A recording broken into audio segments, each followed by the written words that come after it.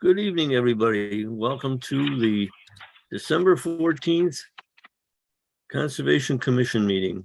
The Conservation Commission hearings will be held remotely until March 31, 2023. Remote participation is allowed in accordance with Section 20 of Chapter 22 of the Acts of 2021, signed into law by Governor Baker on February 12, 2022, suspending certain provisions of the open meeting law, and is extended by Section 20, Chapter 22. Individual may participate remotely in the meeting via a remote platform called Zoom. Tonight we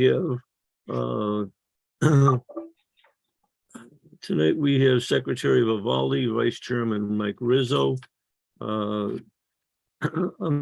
Commissioner Amanda Green, Commissioner Arthur Athis, alternate Rita Peravicchio, and joining us tonight is Will Pullitz, and I'm expecting the mayor to be on board. I don't see him yet, do you? Okay. Given that our next meeting will be January 11th, 2023. And I just want to remind everybody that deadline dates for our January 11th meeting for new projects will be December 8th. And the deadline for continued projects is December 21. We've been pretty consistent in applying those dates.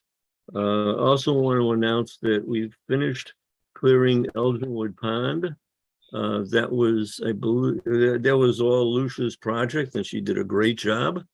Bob Langley was the engineer assigned to it, and he was there every day and did write reports every day. So it is done. It's looks much better, and you can literally see the other side now without all of the plants in the way.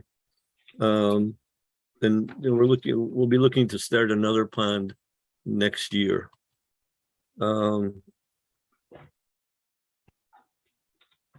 Without further ado, hang on one second. I just want to see if he's there. All right. I don't see the mayor, but okay, he's supposed to be attending tonight. But I'm why don't you read the notice of intent for the first item, and then I will promote everybody that's in the audience as you're reading it. Okay. Item number 1, notices of intent. The continued public hearing on a notice of intent submitted by Hancock Associates for Michael Larkin, 40 Oak Street Development LLC. Proposed work is site improvements and redevelopment, which includes a 40B housing project, paved vehicular and pedestrian access, landscaped areas, connections to municipal utility services, and a stormwater management system. The property is known as 40 Oak Street, map 95, lot 89X in Peabody, Mass. And we have added to this Michael Larkin, Joe Peznola. Oh, hi, Mayor. Welcome aboard. And Devin is there, Devin Morse. So who wants to present? Joe, are you going to do it? Okay. Unmute yourself. Thank you. Good evening, Mr. Chairman, members of the commission. When last we met, there were 2 outstanding items. One was an additional review by Janet Bernardo of Horsley Witten. See Janet's here today with a specific task of commenting on the compliance with the performance standards of 310 CMR 1057 for boarding land subject to flooding. The other issue was a request from you, Mr. Chairman, to to possibly do an animation of the flooding that happens out there. And I do have that prepared. It was submitted in advance. And if Lucia allows me to share my screen, I can bring that up if that's the pleasure of the commission. Yeah, I would say let's look at the. Do you want Janet to start, or do you want to do the? Well, I think animation? I think the animation is critical to Okay, some of the let's do the findings anim- that Janet had. So Let's do the animation, and I do want to thank you for continuing the meeting tonight because I was out sick last month. So the animation is cool. Go ahead. so do I have shared screen yet? I don't see it. Lucia, can you help him out? You have the ability to share screen. Okay. There. About now. All I see is Zoom. Ah,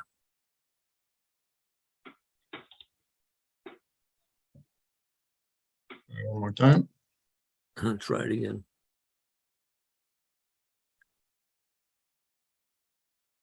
Very good, Joe. How's that? Can see it. Okay. So this is the area. The locus is in green here. And first I'll run through the existing conditions, what happens today. As you know, the floodplain elevation out here is elevation 27. And what's important and why the animation was I think requested and what it hopes to show is that there's a saddle point in the area of the intersection of Sanborn Street and Oak Street that has the lower reaches on our site, elevation 20 to 22, isolated. And the only pathway to that lower reach from 20 to 22 is through the municipal drainage system. So as we start to see the flood elevations increase from 19 to 20 to 20 to 21, you see that isolation and that our site is flooded here, beginning to flood here, but that's only again through the drainage system. You see these saddle points at Winter Street and Oak Street. You come up to elevation 22, and that's when it breaks. But there's still a saddle point at it breaks at Sanborn, but there's still a saddle point at Winter and Oak. So it's still isolated, and our site is flooding through the drainage system. It's not until we get to elevation 23, those saddle points are breached, and we actually have physical surficial flooding from the river reaches all the way up to the site. And then that continues to increase to elevation 24, 25, 26, 27. That is the progression of the floodwaters. When it drains down, again, water's receding to the river reaches surficially. We get to elevation 22. We again, as we're draining, have to then rely on the municipal system for that to drain back out. So that is the existing condition, and we look to mimic that. And now I'll look at a little different view on this. Share again. Oh, that's the same one.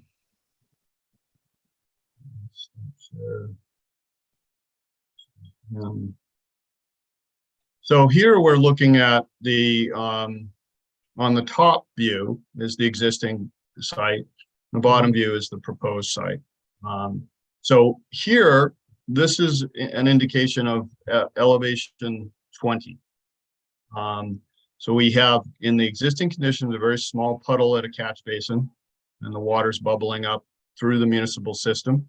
In the proposed condition, we have our flood mitigation area that's down at elevation 20. So that begins to flood again through the same municipal system. elevation 21. The existing, we've got the puddle in the parking lot again that's coming bubbling up through the municipal system. In the proposed condition, we'll have 2 areas here that'll come up through the municipal system, and the flood mitigation area is also flooding.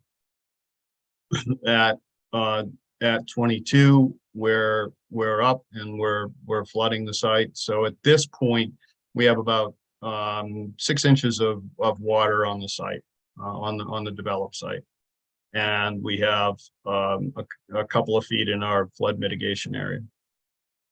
23, we're fully flooded, and again, this is the point at which the saddle points out in the neighborhood are breached, and the whole area is flooded, and we go up from there to elevation 27.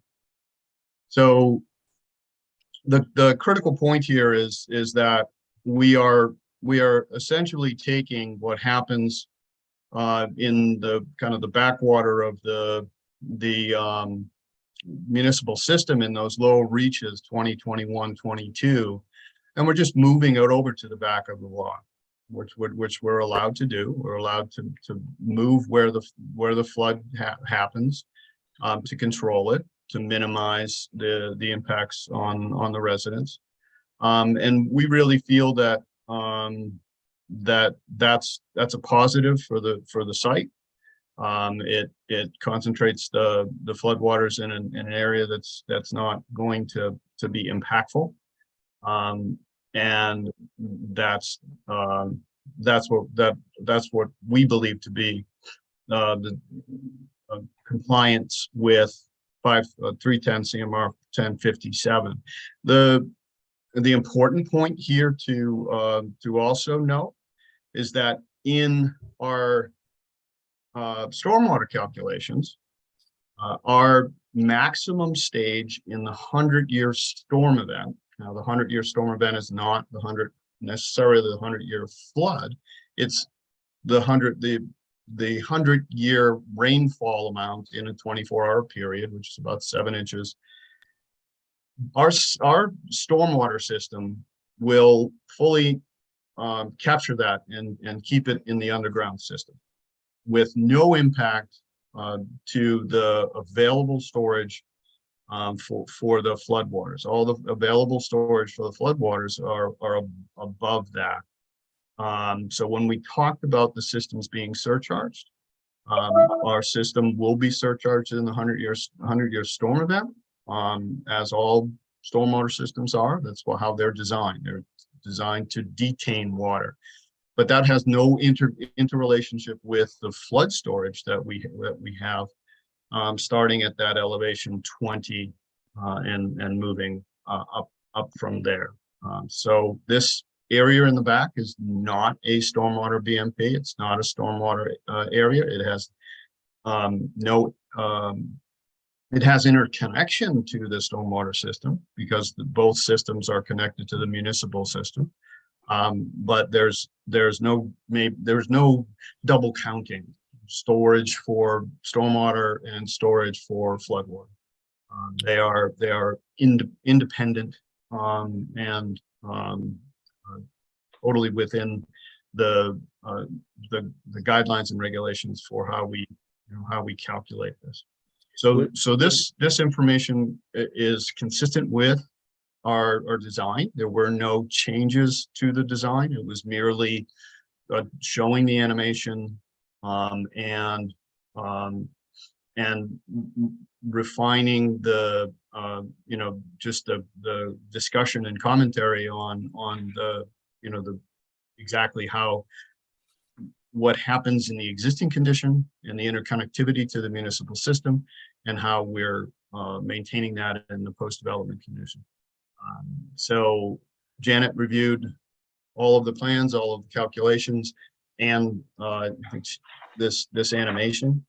And I think her letter kind of speaks to that and how she believes, well, I'll let her speak for herself as far as what she believes. That would be better. So that's it, Mr. Chairman.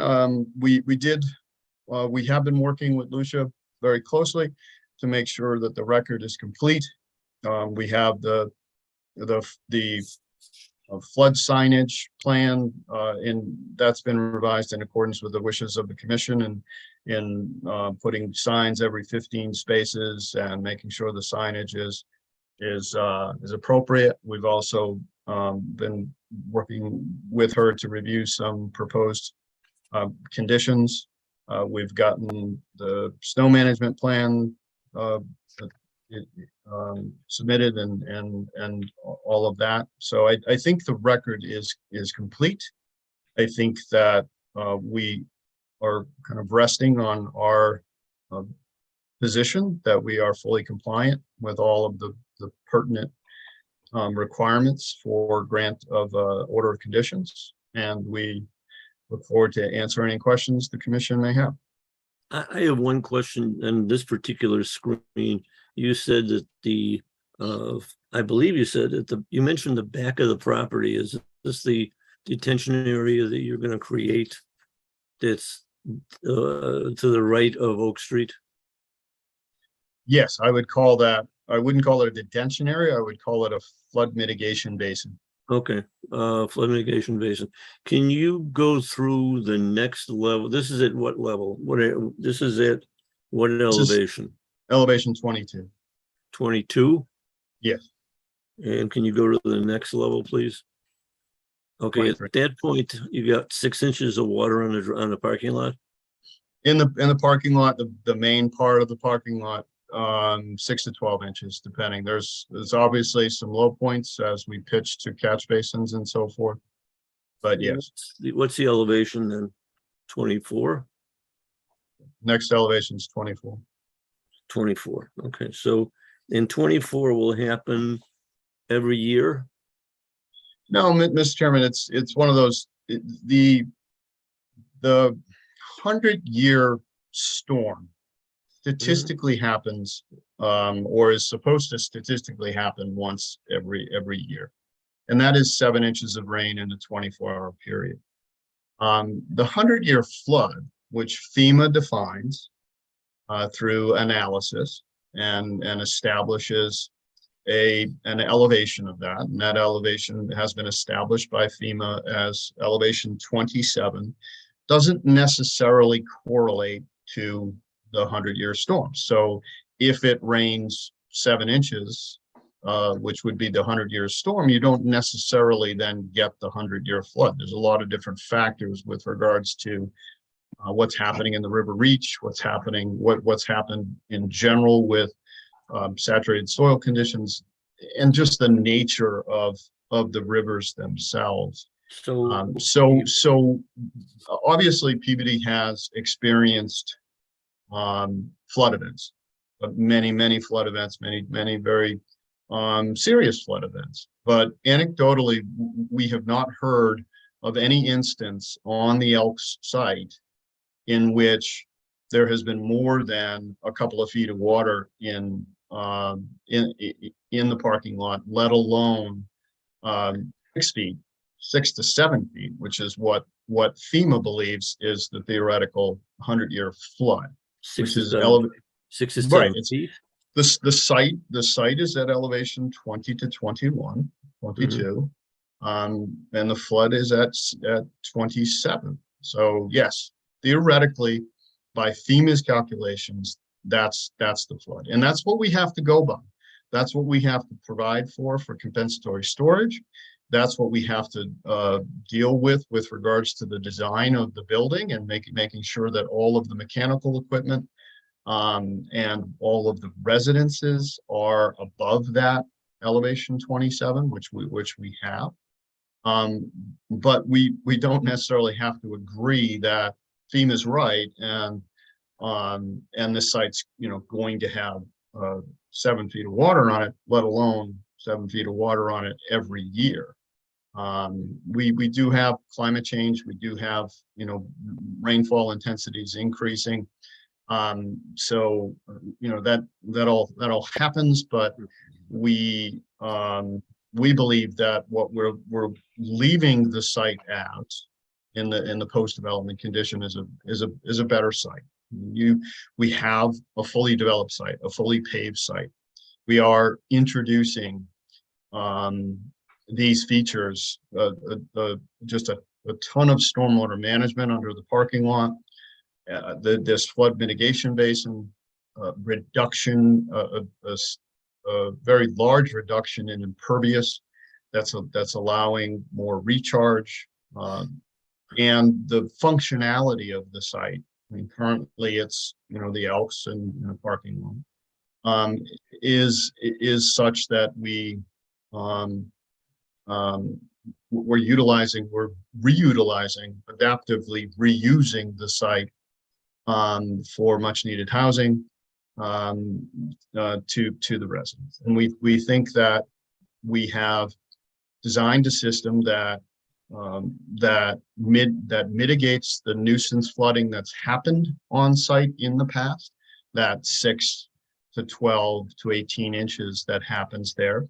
And that's done two ways. Number one, we've done some cleaning of the town the city's drainage system, and we have committed through the conditions of approval of the zoning board, and I have to believe that Mr. Pollitt is asking to have some of those conditions repeated by your commission. We're going to do more cleaning.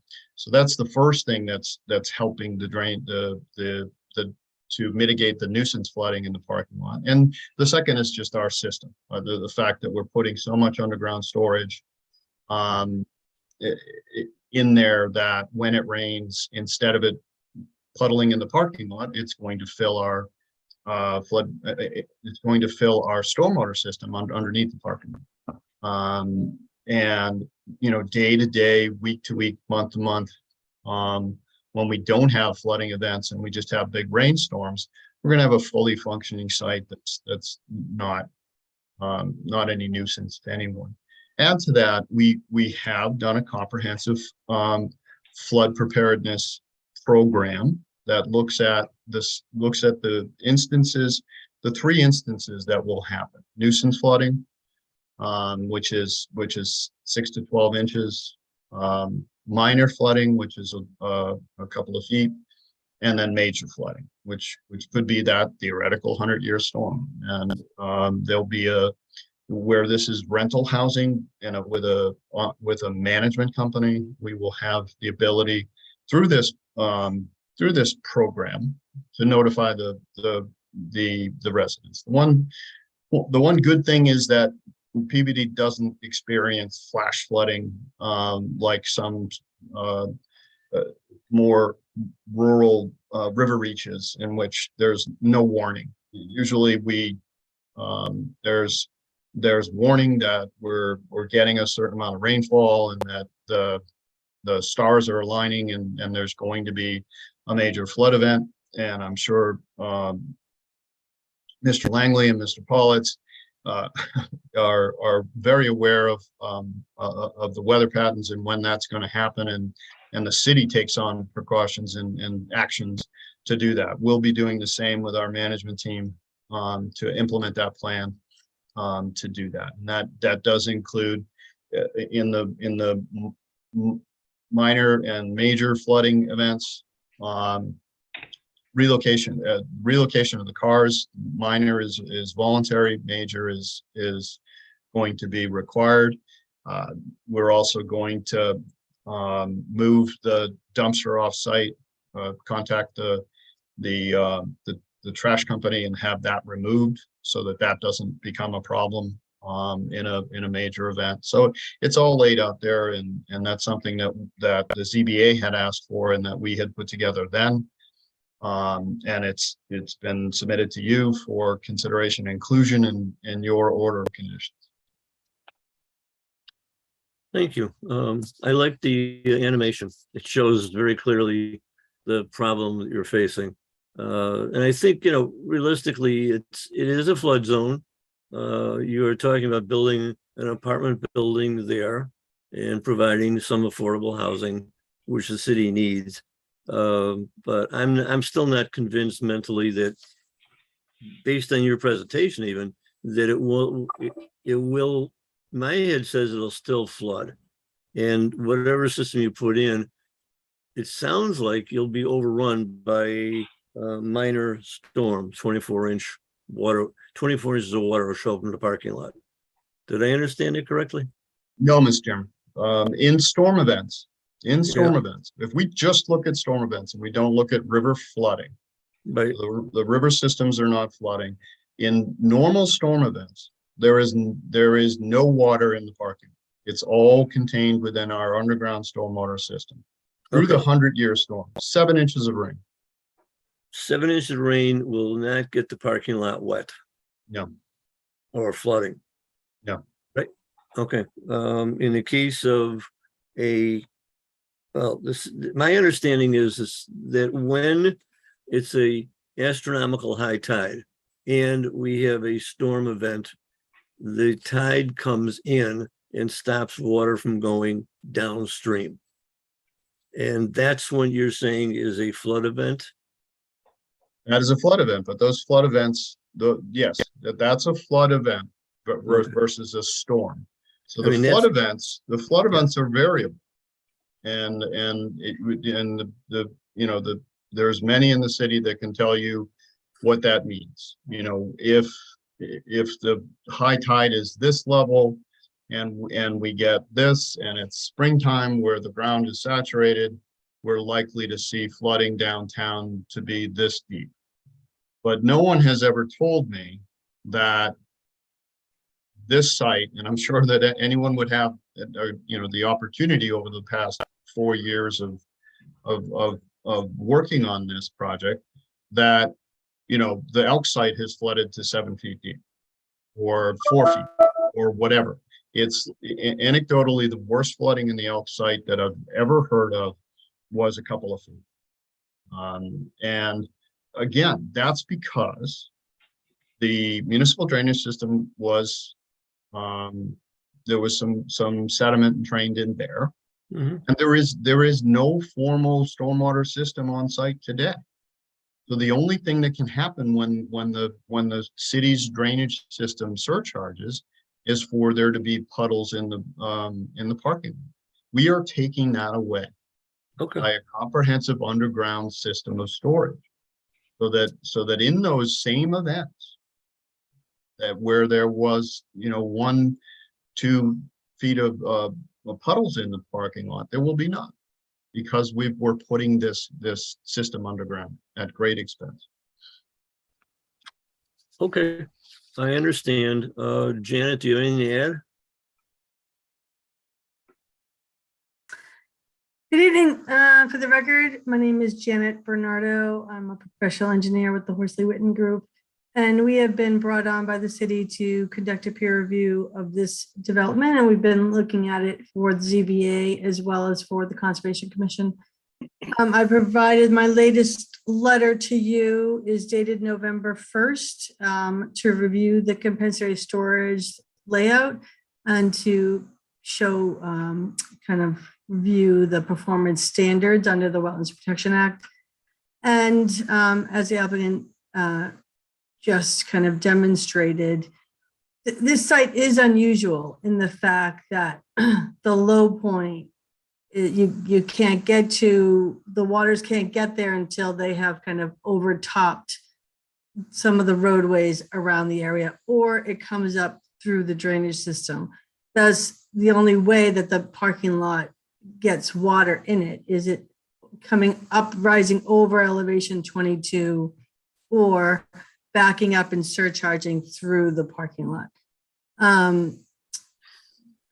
What wasn't totally visible on the plans is the applicant has proposed for managing the city pipes that pass through the property is a very large subsurface drainage containment system that will hold the stormwater that's kind of passing through, as well as it goes through some of the catch basins in the parking lot.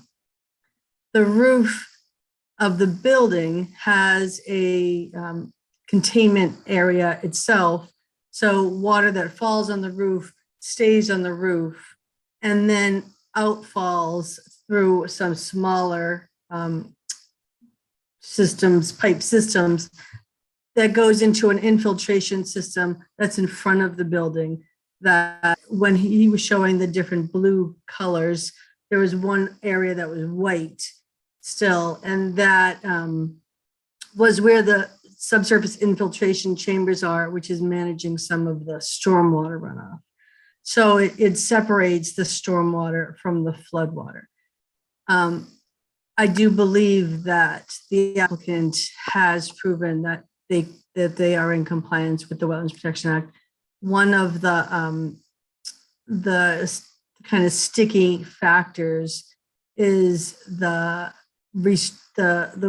requirement is that it will have a unrestricted hydraulic connection, and a drain pipe is typically considered a restricted connection.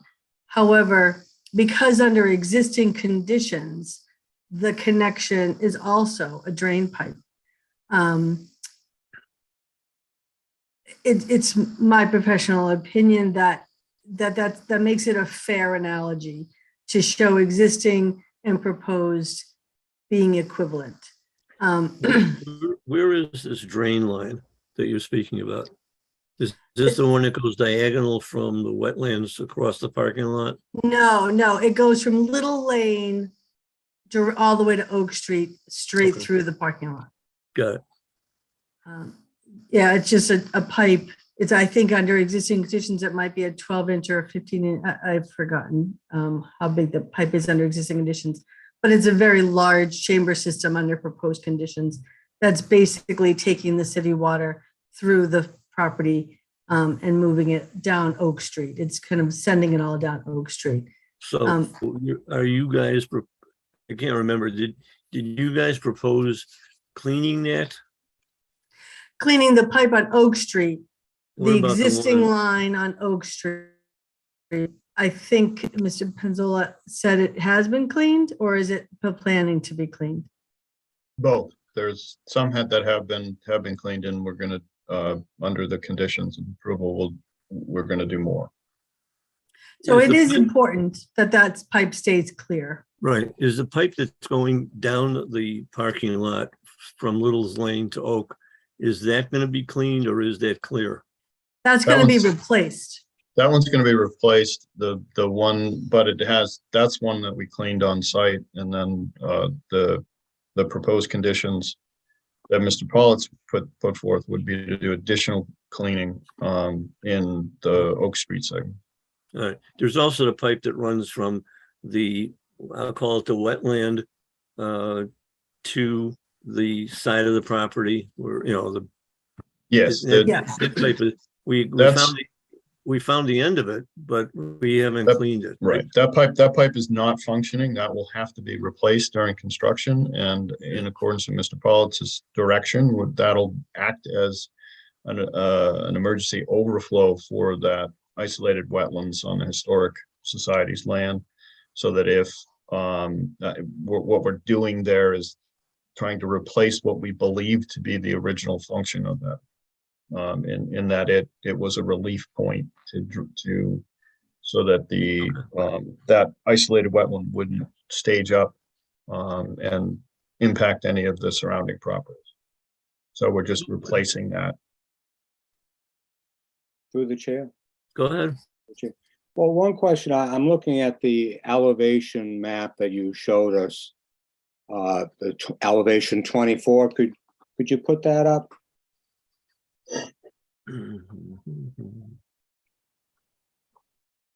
The animation, Joe, could you handle it? could you put that? Yep. the one For elevation 20? Elevation You 24. can go with the one before it, and then we can go. Now, I'm looking at the flood animation, Oh, okay. the city Yeah, map, yeah. City map. Mhm. That one. Oh, you could see that? Well, for a second. Yeah. Uh, That one. So 24? 24, yeah. So, you're talking about your little parcel of land down here in the lower, on the right side. and then you're doing all these things to compensate for the flood. But I'm just looking at all that other water that you're not accounting for. You're saying that your little system is going to prevent all this other water from going onto your property and causing chaos. I find that hard to believe. You're saying, oh, we're going to have, the water from the roof. We're not talking about water from the roof when we're looking at this particular map here. There's a lot of water, and that's a flood, a dangerous flood. No, I concur. We're not saying that we're taking care of. Okay. I think you're downplaying the fact that your little system can do some things on the property better, but it's not going to be able to cure what happens in a flood event. And It will not. It will not. The flood Right. event is the flood event. Once we get to we're elevation, not saying there'd be no flood event. absolutely No not. flooding. Absolutely but not. then you're talking about the drainage system is failing, and but isn't all flooding the result of a drainage system failure? No. No? The flooding is Well, in this case, it would be. no, the flooding, the flooding is the nuisance flooding in the parking lot during storm events was a result of that. We need to clearly separate what happens in a storm event and what happens in a flood event. Right. A And flood then you event, have what we're looking for, rescue. Right. what we're looking here at this map is the rivers, the main rivers in the city overtopping their banks and flooding the city. Which that happens in a lot of floods. We're not, I think and that's right. what happens. The drainage stops working and the water floods and it rises. And this is what can happen here. Now, when you going back on your introduction, I don't have the date on this, but it was an introduction, and you're coming up with, a basic introduction of what you're proposing to do. Propose it to detain and mitigate stormwater from the existing city-owned drain line and a storm trap detention system on site. And then referring to the 8,000 square foot grassed open area will also serve as a flood surcharge area, but looking at this picture, it's going to do nothing to help that. So what I'm asking, and then you say, however, it is anticipated that the grassed open space area will also aid in the proposed site's ability to accept flows from upstream areas. All right, but the combination of reduction in site imperviousness, on-site attenuation, and the detention of municipal flows on-site should improve the function of the downstream system during rainfall event. Well, why can't you just say will improve? Why are you saying should improve? You want us to build residential units for people to live in, and you can't guarantee that they're going to be safe.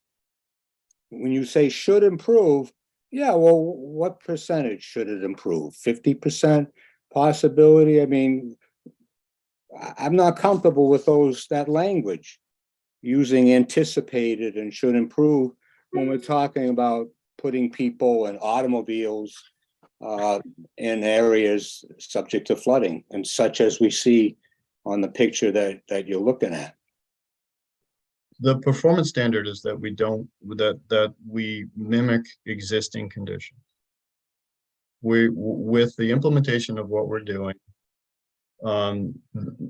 there will be improvements. There'll be reductions in the amount of water going to the municipal system. Well, what if it's still people suffer losses, or there's nothing losses, right. physical, are you going to be compensating people if their cars are damaged? There's nothing right. There's nothing we can do about flood events. Right. The So why flood do you events, want us to approve something that will open up this situation this area to dangerous situations?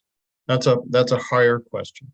we want you to approve this project under the Wetlands Protection Act because we meet the performance standards of the Wetlands Protection Act.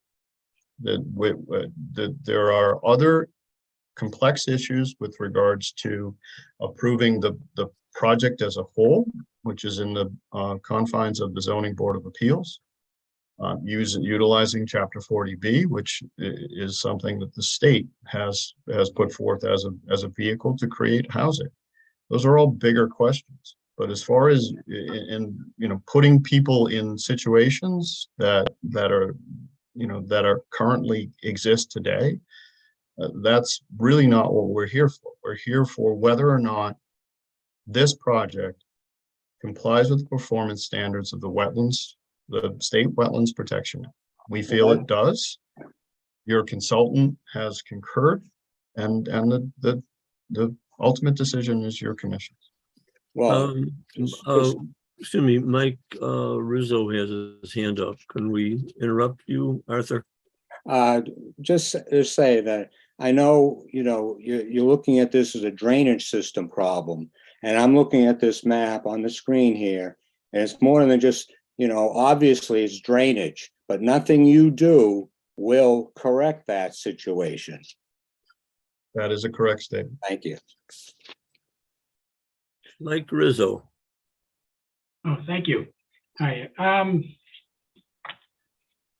So I just want to get a better understanding how we meet the performance standards relative to flood storage. In particular, I think you did a good job in mitigating the effects of the 100-year storm, which is good. That's a good thing that this project was able to do. I just need to better understand that we meet the performance standards for the compensatory storage with regard to the unrestricted hydraulic connection. And so that's where I'm a little confused. That between elevation 22 and 24. So what I'm wondering is, you have to maintain that connection so that whatever the proposed condition of this project mitigates the existing condition relative to the water entering and leaving the site. And my question is, and this is where I need to understand, is will the volume of water that leaves the property between elevation 22 and 24, will it leave at the same rate it entered the property, and will it leave at the same rate, and more particularly, the same time?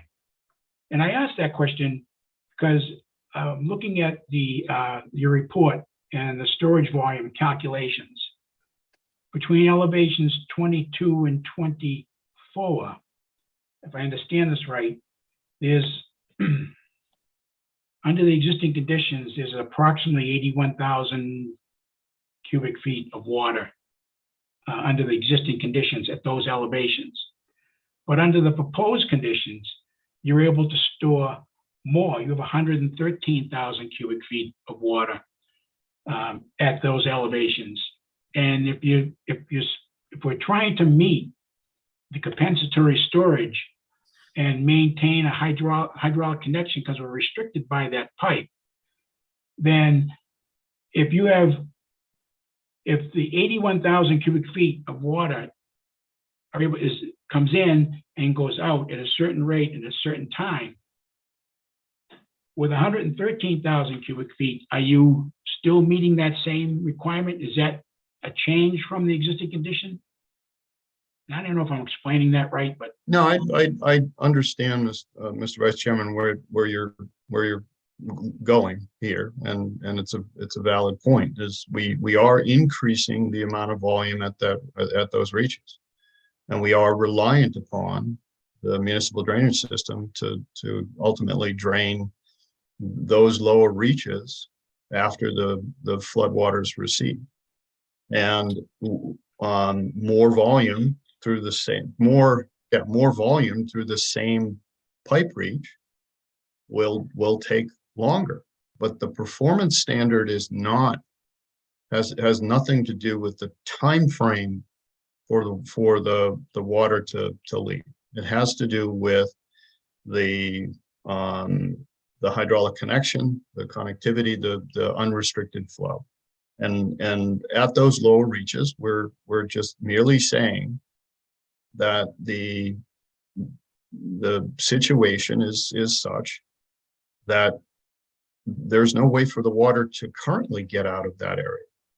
So short of buying the land and asking the city to let us change the topography of the roadways in the neighborhood, we can't open up a superficial, open, unrestricted flow between the two. Could you have It's physically impossible. So about a bigger pipe? but that's not the performance standard.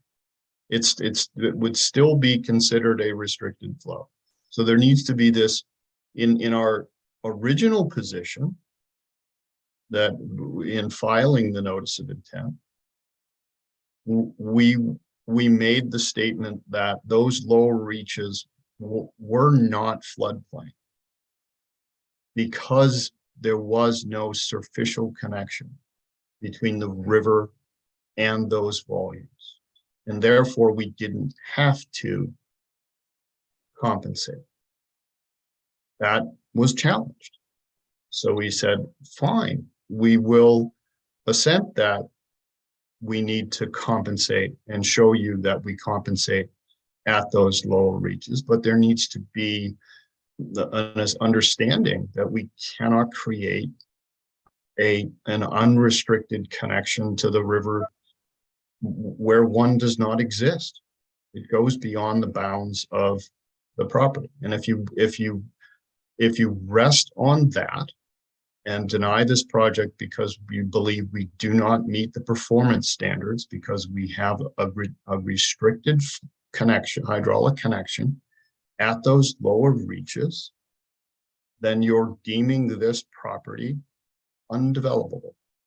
It has to stay as it is now, and it cannot be touched. It's just so it's overly onerous, and it's not appreciating the existing condition, which is, as Janet said, is very, very unique.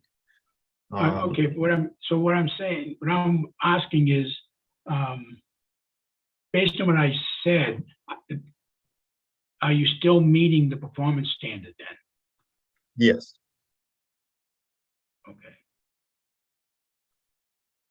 So if on a flood, 100-year flood, or a flood, whether it's 100-year a flood, it'll take longer for the water to leave that site under proposed conditions than the existing condition. But that still meets the performance standard. Yes. There is no time frame. We just need to get ready for the next 100-year flood. And that's something that is the same no matter what site you're dealing with. The performance standard speaks to incremental compensatory storage. Okay. Thank you. Anybody else?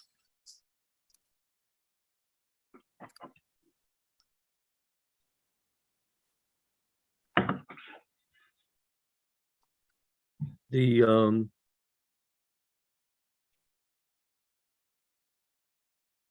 I think the mayor wants to speak. He didn't raise his hand.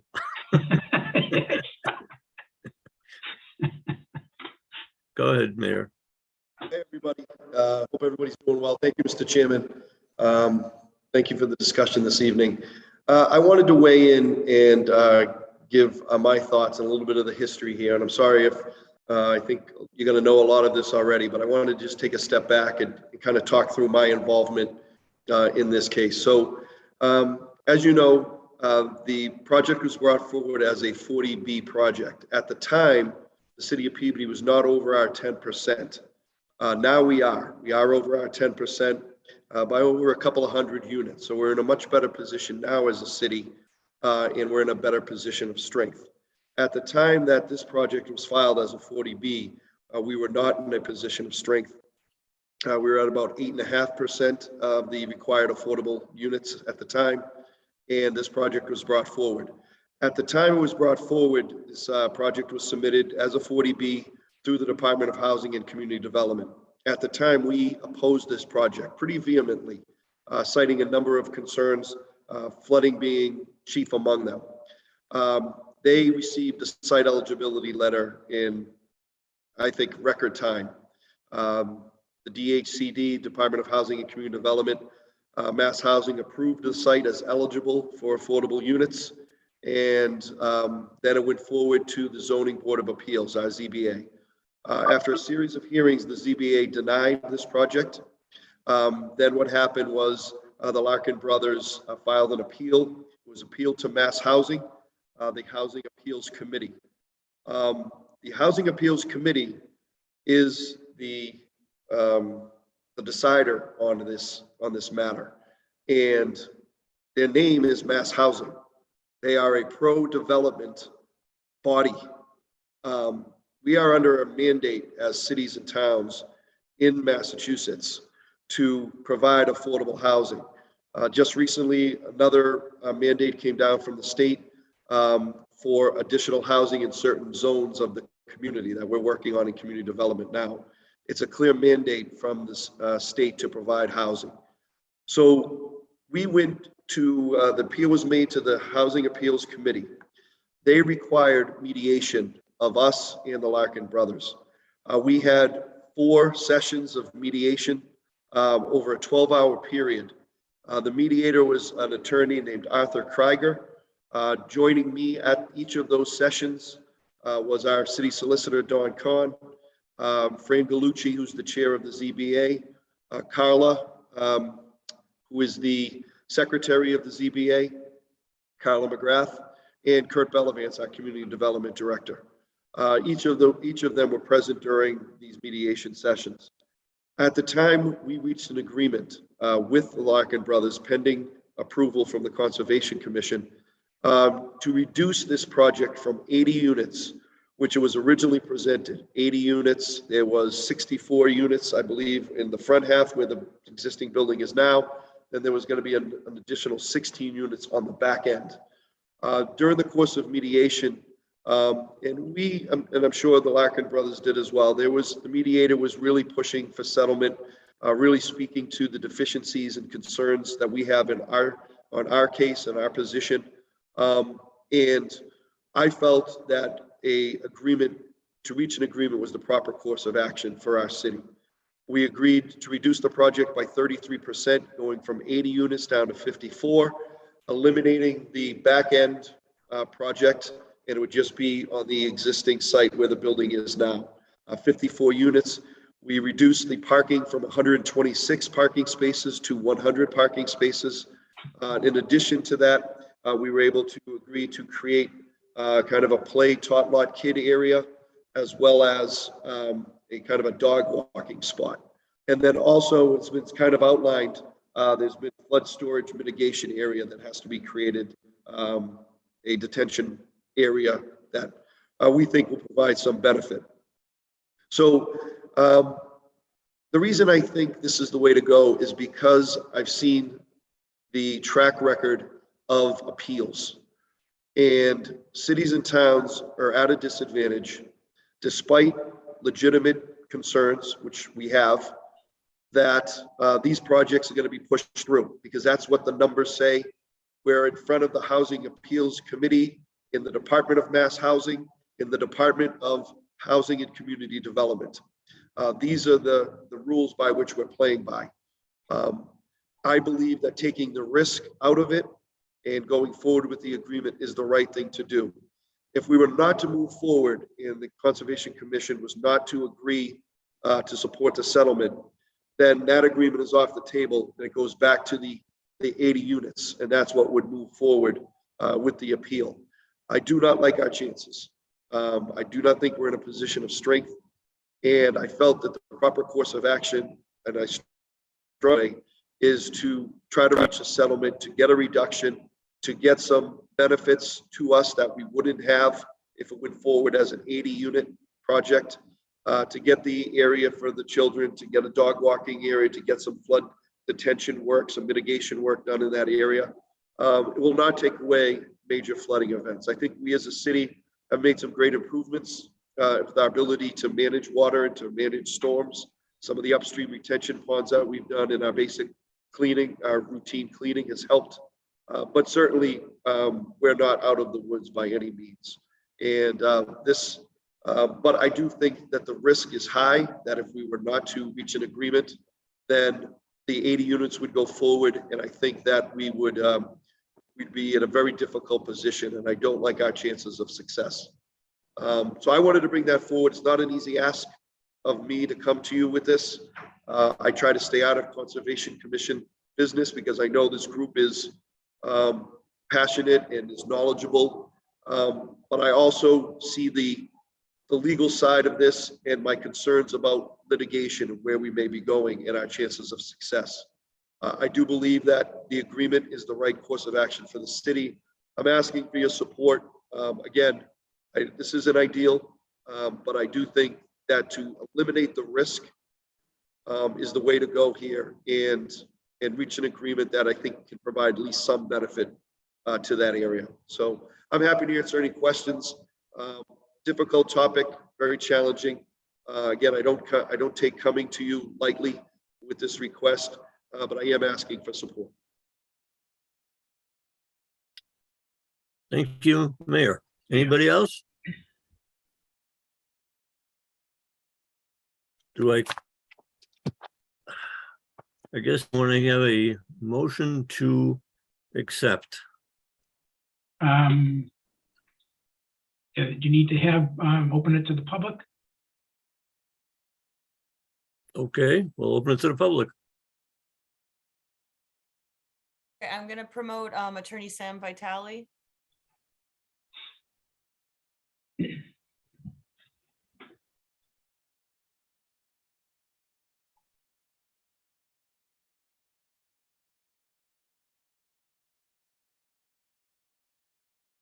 Ooh,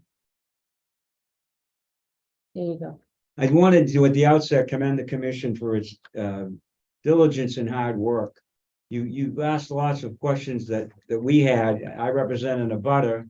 I think everyone recognizes the mayor, the housing folks, but the Conservation Commission and its members, I think, have rightly focused on what your obligation is as the Conservation Commission, what your responsibility is as the Conservation Commission, and that ultimately, if somebody's unhappy with your decision, the people who'll be reviewing your decision, the Department of Environment, view of what should be done to protect the resource area and the public. And what I've heard from the members is that they certainly understand that. And I think, and I've been a part of this, I think, since March or when you began, that it's been your efforts that have made market improvements in the plan. You keep pushing and pushing, and finally the engineers come up and they say, and one of your members rightly characterized it as, it's sort of like we hope it works, we think it might work and it should work. And then somebody said, well, but how do we know it will work? We're putting people in jeopardy. And you have your obligation, the ZBA had its obligation, and certainly the mayor has the broader obligation because he represents all the people and all the boards. And he's right that the pressures are on public officials like mayors to create more affordable housing. The question is, should it be at this site? And if it's at this site, should it be under these conditions? And I think your conservation agent characterized it correctly when she said, maybe 2 meetings ago, you got a couple of choices. You can say, we just don't have sufficient information, or we're not comfortable, and on that basis, we can't go forward.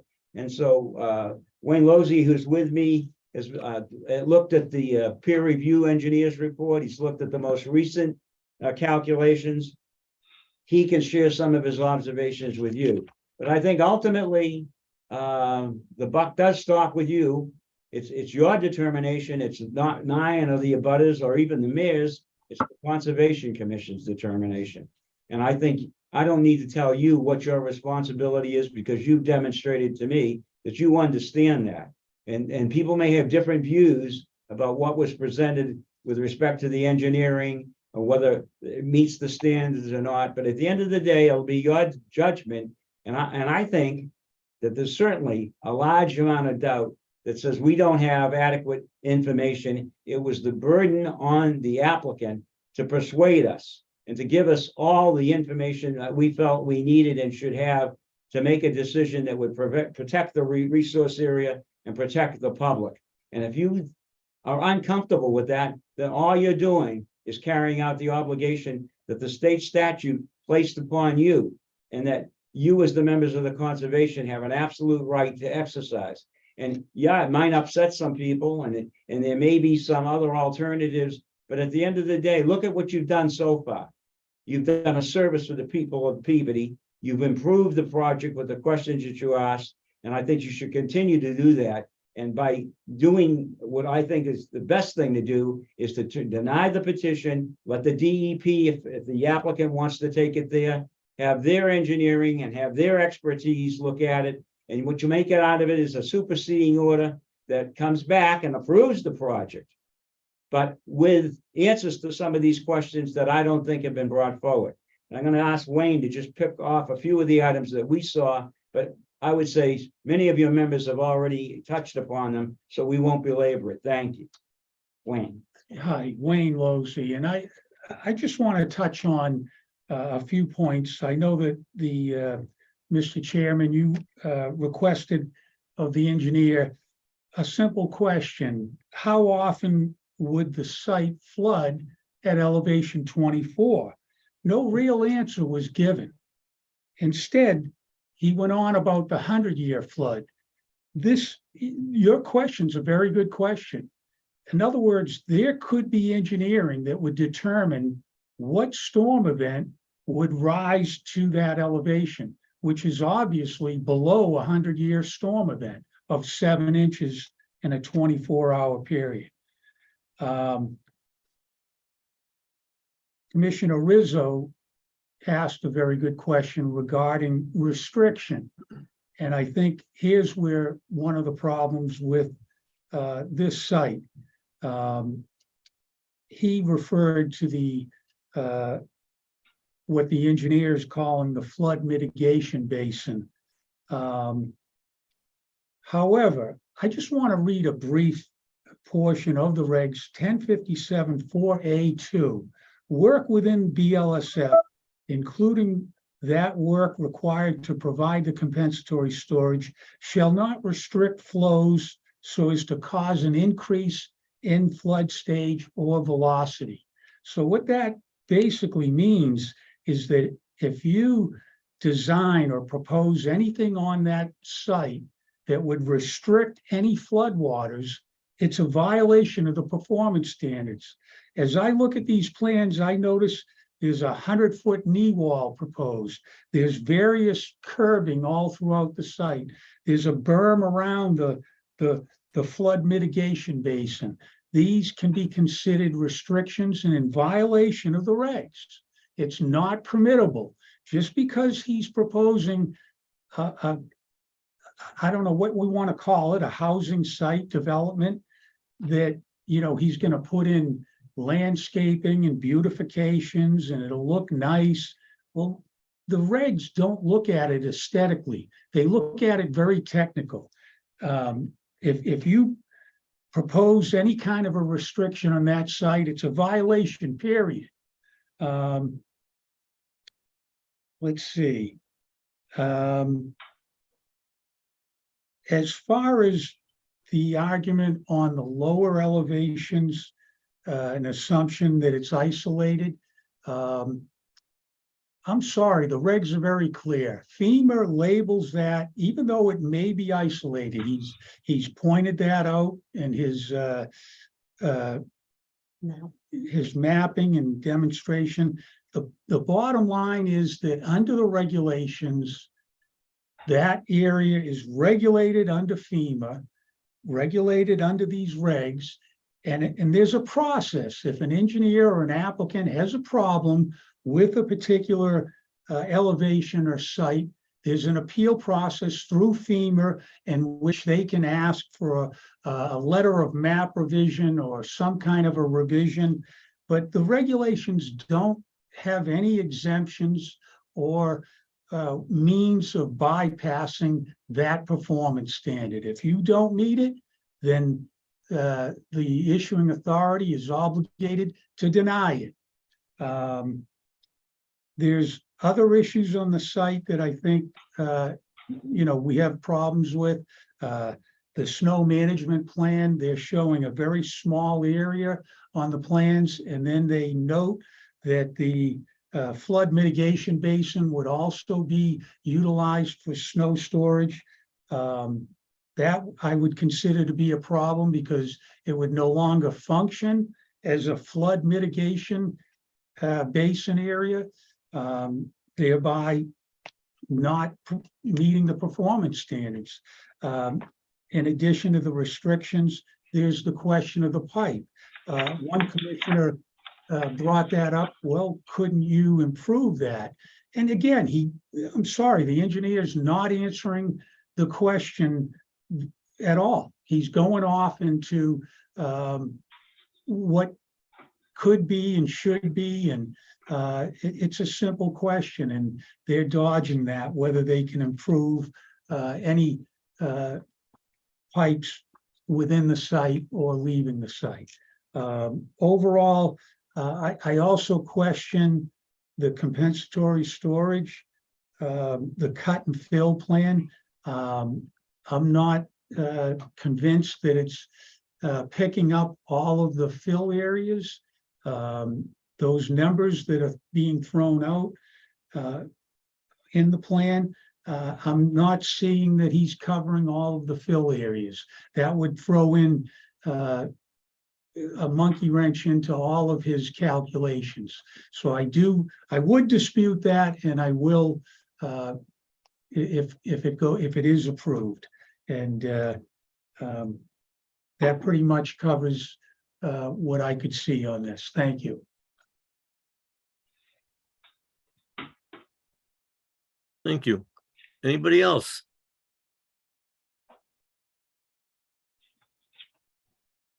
Stu would like to add something. Go ahead, Mike. Yeah, I had a couple notes, one on the about the snow storage. I noticed there was a comment from Public Services that appeared that the snow storage was partially blocked by some parking spaces. I'd like you to answer that. And I had asked a question at the last meeting about that pipe and the city having access to the pipes that are on the property, that I would expect that the city would acquire a permanent drainage easement for that pipe. And I haven't heard any discussion on that yet.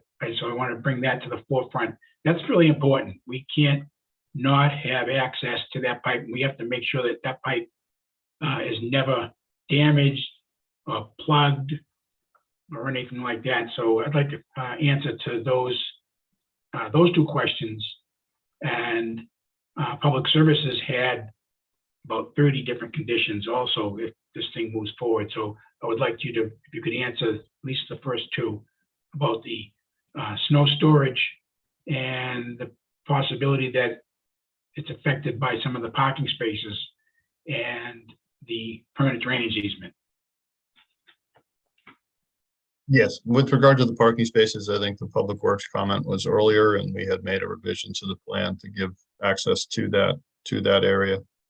With regards to the easement, absolutely. The city will have an easement to access that. They'll obviously, it's the private landowner's responsibility to maintain the stormwater system, and the city's pipes is, somewhat integral to it. We will be doing all of the maintenance on that city pipe annually, providing reports to the city that's being done. but absolutely the area will be put within a drainage easement, with the, grantee being the city, to give the, city full access to that. Should anything happen, they need to get in there.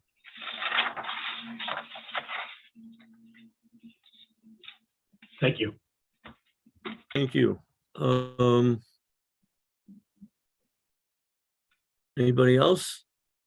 You have a motion to close the public hearing? Michael Larkins wants to speak. I'm sorry, go ahead, Mike. Hi, this is Michael Larkin, and I appreciate the mayor's comments tonight.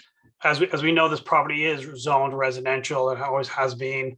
Initially, back at the housing production plan that the city of Peabody prepared, this property actually was identified as a location for housing. I think it was a townhouse development. We've done a lot of work on this point. We, as I said, while the project was denied, we had I believe a strong and positive mediation session where I believe we got a better plan, and with the engineering through the conservation, I think we've addressed a lot of those issues and really got delved into it. But also, I think as our engineer has shown, and as we reported by the board's consultant, we have met the performance standards, which would be far to move forward and get this project approved. So I think it's the best project we have right now. Thank you. Anybody else? Have a motion to close the public hearing?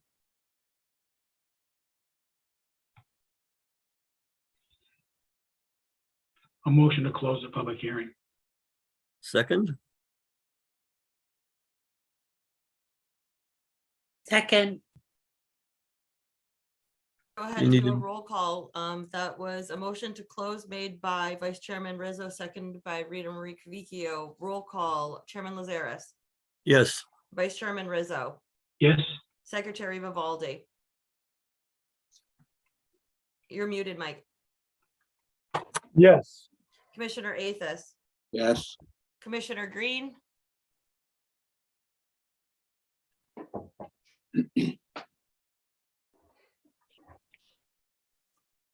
Amanda's been having computer issues tonight. I know she's there. I'll come back to her. Commissioner Cavicchio, yes, and if Amanda's not there, we'll just have to not have her on that vote. I don't think she's there. Okay, so I would say it closes 5-1 with Amanda not voting.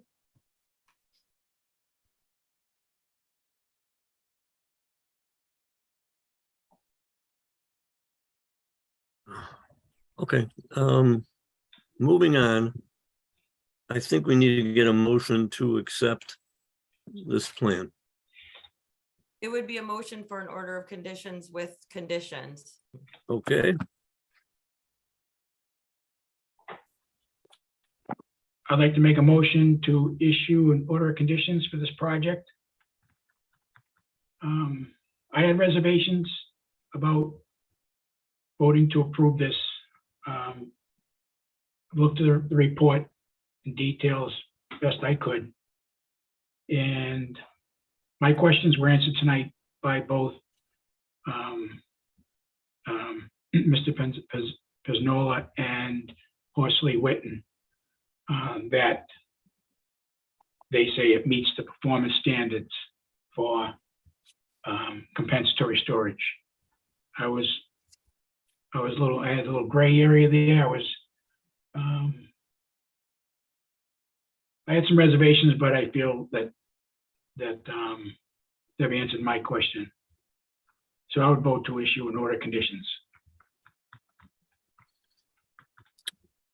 standard order conditions, and I have some more to add to this. Well, I think in addition to all the conditions, there's also the letter from Public Services that has about 30 conditions in there that should be included. I don't see a problem with those. I don't know, we need to read them all off tonight. We could, but we maybe just accept the letter. So That's where I I would stand. accept the letter, but I also have like 10 other conditions I'd like to see added to this. Should I just start reading them? Do we need to take a vote first before we issue the conditions? I'm just one person. Well, do we want to? All right, we can vote to accept the orders of conditions. Consider the You conditions need being, to vote, you need to vote that the board is going to vote on issuing an order of conditions. We haven't taken that vote yet. okay, The motion's been made. take the vote. We have a second on it? You made the motion, right, Mike Rizzo? I made the motion. Do we have a second? I'll second it. Okay. Roll call, Right, Chairman Lazares, yes. Vice Chairman Rizzo, Yes? Secretary Vivaldi,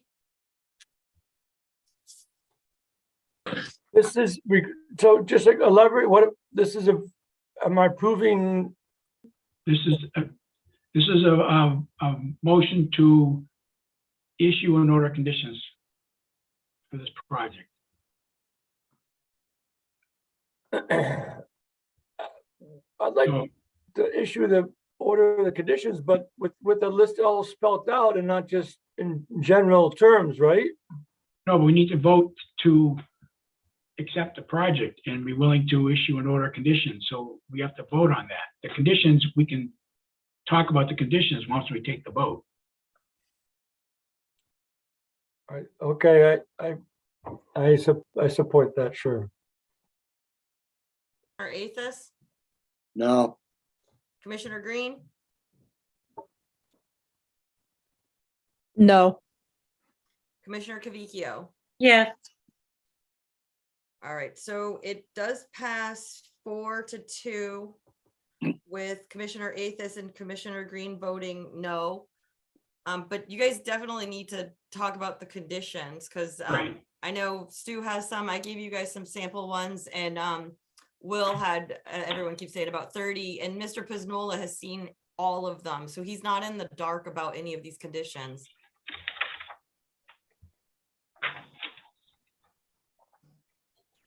I'm going to go through my conditions that are different than you've seen so far. I'd like to see on all the leases as one of the conditions, the statement that says in large letters, you are renting an apartment in a known floodplain. All the leases must include a statement preventing tenants from suing the city of Peabody and/or the Conservation Commission for flood damages. Leases should contain all the information in your flood response plan on a separate page. Rita Marie, you have your hand raised? Yes, I just wanted to ask where I would find the conditions that were sent by the DPW, I believe, the 30 or so. Rita, if you click on the memo, there should be, or on the redlined agenda, there's a link. Yeah. And if you click that hyperlink, go all the way to the bottom where it says condition if you guys want to vote positively. And it will show, I broke it down, my conditions. I think I put Janet's condition. I think she might have had, I think it was just one condition about the pipe, and we might want to talk about that too. We're not abandoning it, right? And then No. and then it lists all No. of Will's, but I think Will's were tweaked a tiny bit, but I do have Will's up to date ones. Okay, thank you. To continue, the leases should contain as a separate page, all the information in your flood response plan. Joseph, this is the document I asked you give it to me in a Word document. It's the same thing you put on the plan. I'd like to see the flood response plan information directing the tenants what to do in each event you have outlined. That should be posted in the hallways by the elevators.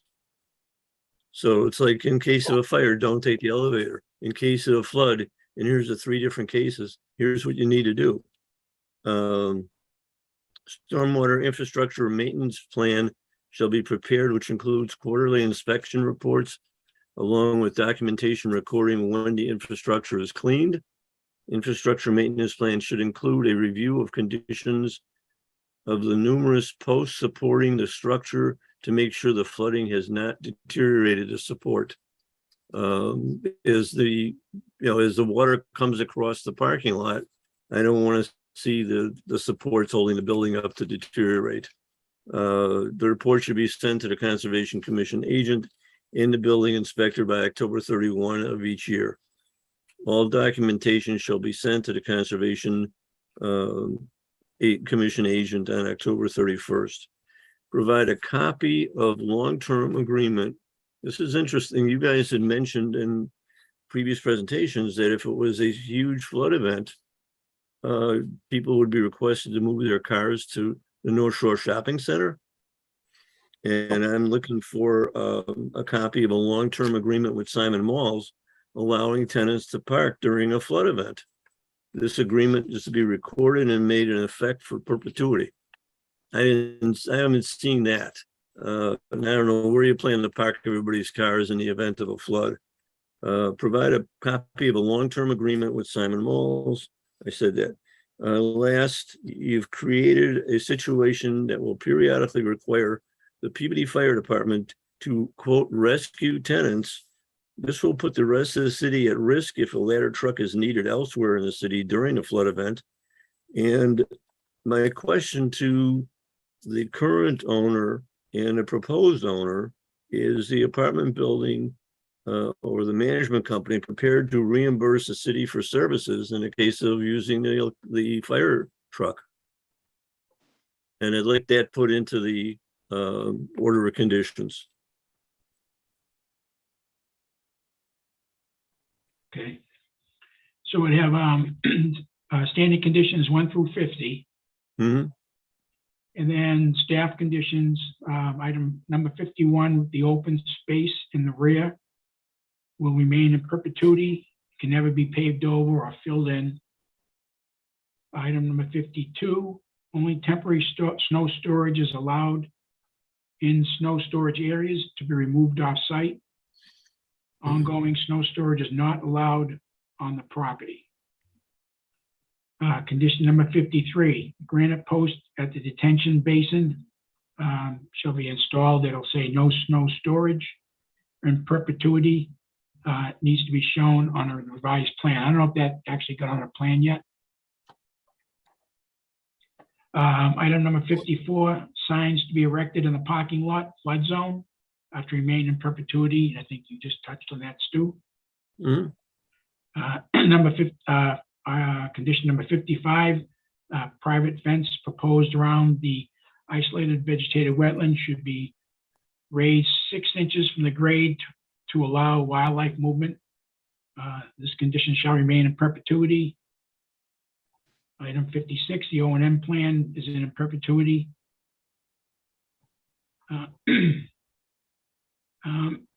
57, dewatering plan. I'm not familiar with that, but I mean, I'm familiar with it. I just didn't. Lucia mentioned the dewatering plan on that. Then checklist B, floods for flood zone, number 1. Consultant conditions, retain or replace existing 12-inch pipe. So you're going to replace that 12-inch pipe, correct? I believe. And then the Department of Public Services memo from Will Politz from November 8th, 2022. I really don't feel like reading all the items in there. There's quite a bit, but that be also included in the order of conditions.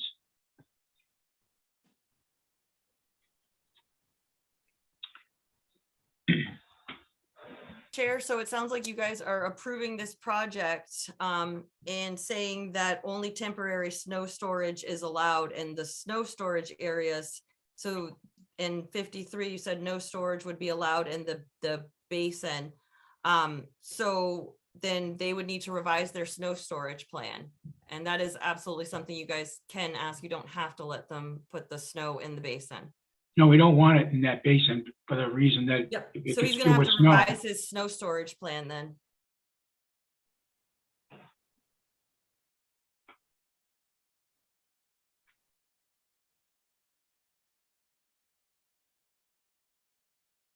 Sorry.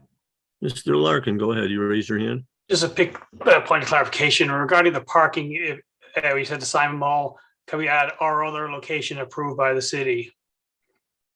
As long as For whatever, you if for whatever as reason long- there's some that can't be done, I don't want to be. Well, if you can't get it there, you can't go anywhere.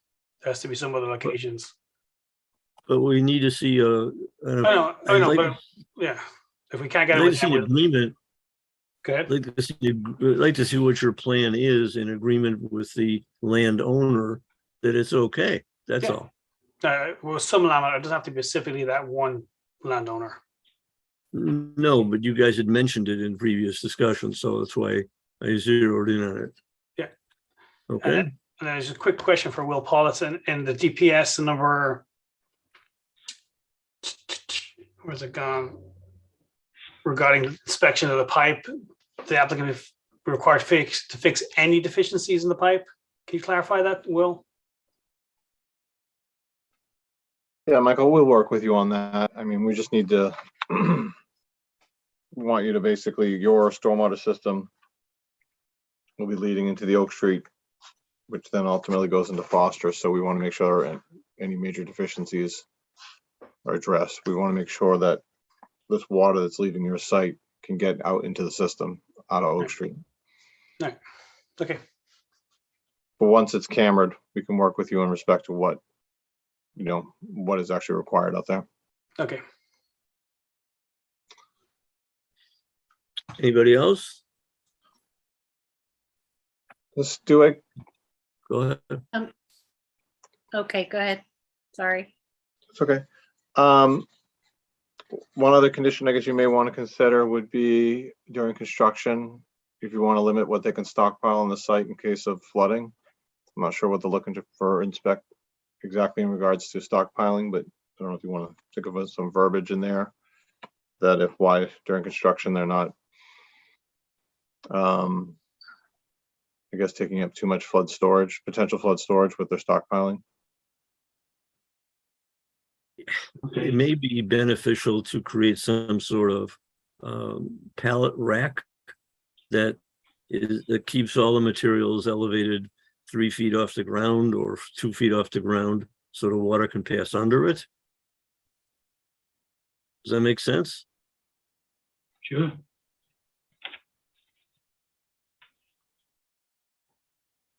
How much Can you water? legally stockpile construction equipment and if it's temporary? And I'm not understanding what you're saying. You want them to build raised pallets? Well, I'm looking to have them build a raised platform, temporary raised platform, be it, you know, it would have to be like 2 feet off the ground. So it's easy to access this platform to get the material and keep it out of the floodplain by elevating it. Then you're not creating a situation where you're taking up flood, you know, you're not preventing the water from flowing. And at the time when they're done constructing, they can take away this platform. Just a point of clarification, Mr. Chairman, we wouldn't do that. We would only, it's not a major earthwork site. We're not doing much. So we have export in that we've got to take the soil out to put the drainage system in, Right. to put foundations in, and we just truck it off the site. We don't have to stockpile it for future use. It's not going to be of any use to us. When we bring in new material, whether that be stone for the drainage system or sub-base material for the roadways, we'll just do it in a manner that we truck it to the site and we put it down, and we don't have any long-term stockpiles. So what I would suggest as a condition that is in the spirit of what Mr. Paul's is getting at is a time limitation on stockpiling stockpiling material on site, that it can't be stockpiled for more than 14 days. Because that would not be our intent. We would, if we need to be able to stockpile some material in that truck comes with a load of stone for the drainage system, dumps it, it's stockpiled. Now we move it actively to the drainage system. So we can, within a prescribed time, get rid of that stockpile. I Many- think yeah. I think he was referring to building materials. I was thinking, like, I understand that part of it. The building Charlie. materials, like the building materials. What are you making the building out of? Yeah, The like pallets. lower level, from the parking deck down will be concrete, and then Right. it's stick built above that. So the Yeah, stick. so all your plywood, all your wood, Yeah, those yeah. kind of things, I think should be above. Because you're gonna That have, should be- you got a lot of building going, there. You got a lot of buildings. Above Yeah. what? That should be Couple- in a Couple of platform feet that's above the ground, like, above the ground. so if you had pallets of 2x4s or pallets of, chipboard or whatever it is, have them a couple feet off the ground. This way it wouldn't get wet if you did get a storm. Yeah, but just a quick point. Most stuff is done in sections. So a delivery is made, that then gets installed. A delivery is made, gets installed. So it's a continuous repetition. It's not the whole building materials get put there one day and then so it's constantly to be trucks coming in with materials for a certain section. So there wouldn't be extensive storage of materials on site. But certainly, if that's your intent is to take building materials, then yeah, we can. Balance. Well, my concern is that you wind up with, let's say, piles of 2x4s that you're going to use to build the walls, unless you're bringing it in prefab. That's different. But if you have all these materials around, I just like to see them elevated so that the water can pass by and you don't get them wet. I'm expecting that also when you're in a case of a rain event, you'd be covering the material so it doesn't get wet. You bring in plywood to do the walls or whatever, that also would be elevated. So you can then just grab it and go. Again, I'm just that's fine. Yeah, that's fine, Mr. Chairman. all right. Okay, Anybody? so you're agreeing to stockpile construction material on elevated something. Platform. So are you guys is the commission asking for a detail on that then? No. Well, if you guys don't, then I'm asking time for, comes, I'd like to see a drawing of this platform. It can be, in theory, it could be a bunch of, in my head anyway, unless the commission feels differently, it can be a bunch of cement blocks with pallets on top of it. And then just put your materials on top of that.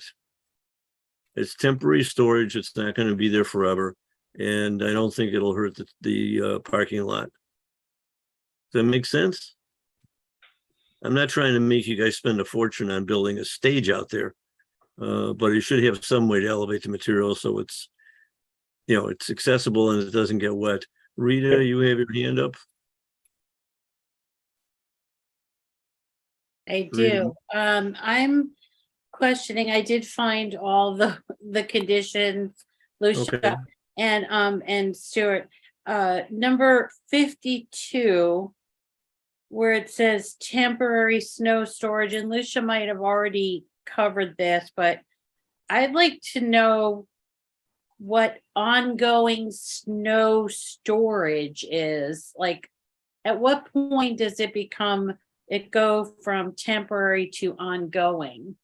Is it 2 days or just a matter of days? I'm not sure that I understand that condition. that's a good point. You guys could absolutely put 2 days, a week, temporary, and you would put in parentheses, you would come up with that now. That's a wonderful point, Rita. Thank you.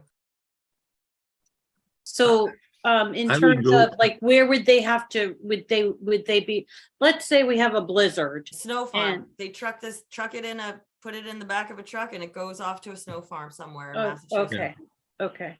But it has to be, but we want to put in I would agree with 2 days storage to get that snow out of there.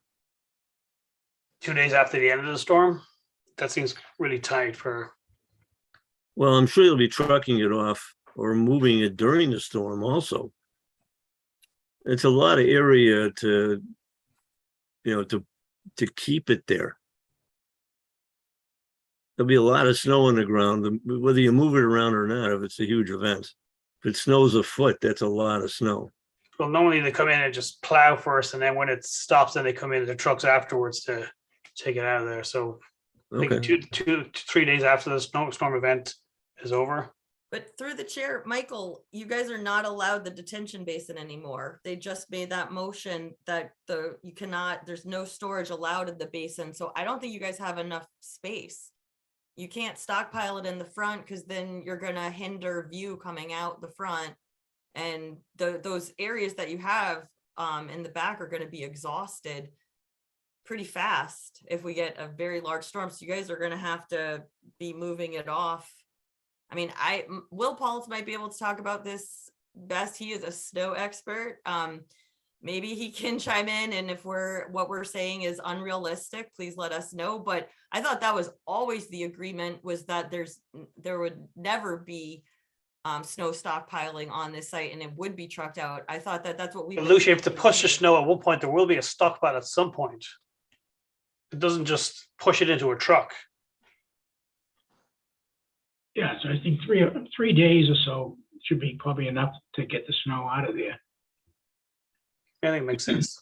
But is that enough time Does that make sense to you, Joe? after the storm? Because you could have a 2-day storm. You could have a storm that's a couple of days easily. Yeah, I think there needs to be a minimum snow total that this needs to happen. We don't want to be trucking 3 inches of snow off the site because No. we want to first exhaust the areas that we have identified. If we could pile it there and it stays there for the whole winter, that's fine. It's not in anyone's way. It's when we exhaust those areas that we need to then move it. So it shouldn't be every storm. It should be storms that result in exhausting the areas on the management. Without the flood mitigation base. There could be a problem, you have de-icing, salting going on in your own parking lot, and you're gonna put that can't be stored in the floodplain, or you gotta get rid of it. Am I correct? Yes. Otherwise, we'll have, salt and, going in, something to think about. So you're saying that there should be a minimum, like 3 inches or 4 inches that is allowed? I'm not really sure I'm understanding what you're saying. I would say once the snow storage area is designated on the plan or exhausted, snow will be removed from the site within 3 to 4 days. That seems, Okay. It was 48 hours, and it went to 3 days, now up to 4 days. Yeah, I know. I'm like, 48 hours. I think 48 hours should be enough. After a storm, it's during the storm when it's gonna pile up, but afterwards they make pretty good work of it. I don't think you can push it to 4 days. I think it's 2 to 3 maybe, but 4 seems excessive to me. Just go for 3 days Chair? then. Could we 3 have days. Mr. Pizzola pull up I just want everyone to see what the snow storage plan is, because I think there's confusion. It sounds like you guys just made a motion, no snow storage. And now Mr. Pizzola is saying once the areas labeled as snow storage are exhausted, then he'll move stuff off. So are you guys saying no snow storage in the basin, which I would 100% agree with that. Or are you saying no snow storage at all anywhere, even in his other small snow storage areas? Could you please No, pull just that the up, ba- Joseph? Just the basin.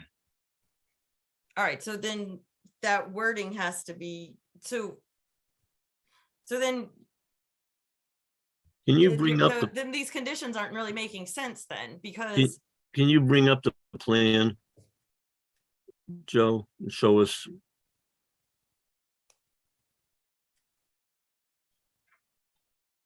So where is the, hatched area. huh? you have to zoom in. I don't think anyone can see that. Yeah, I can't see. It's like a millimeter.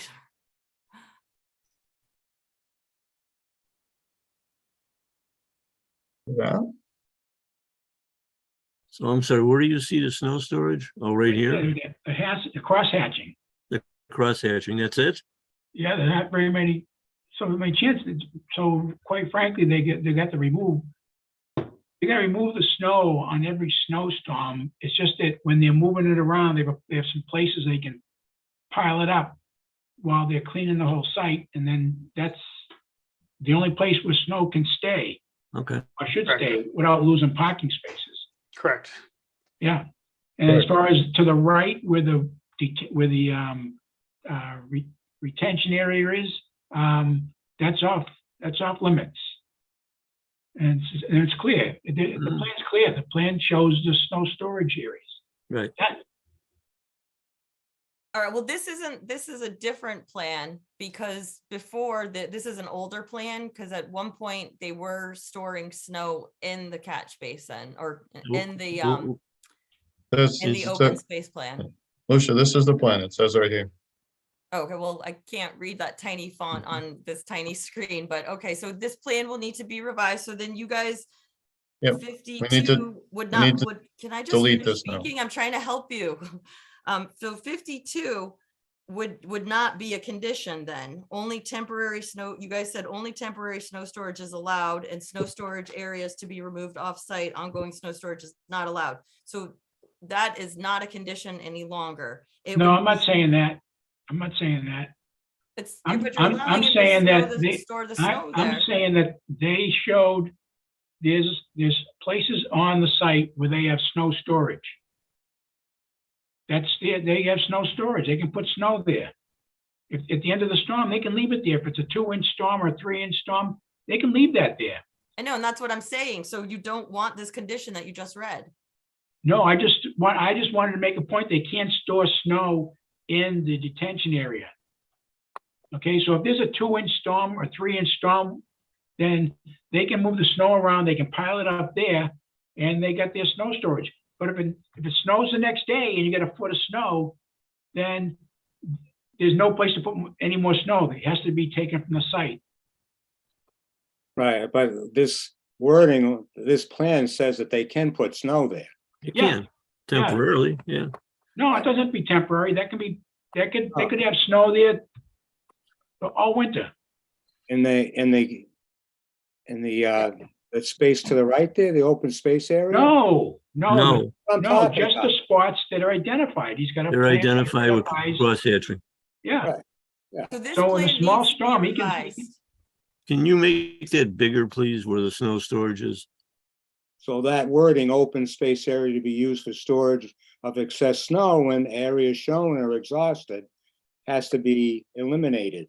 yeah. Right. With, I Okay. can't So see. that- You Where keep moving you've the got- picture around.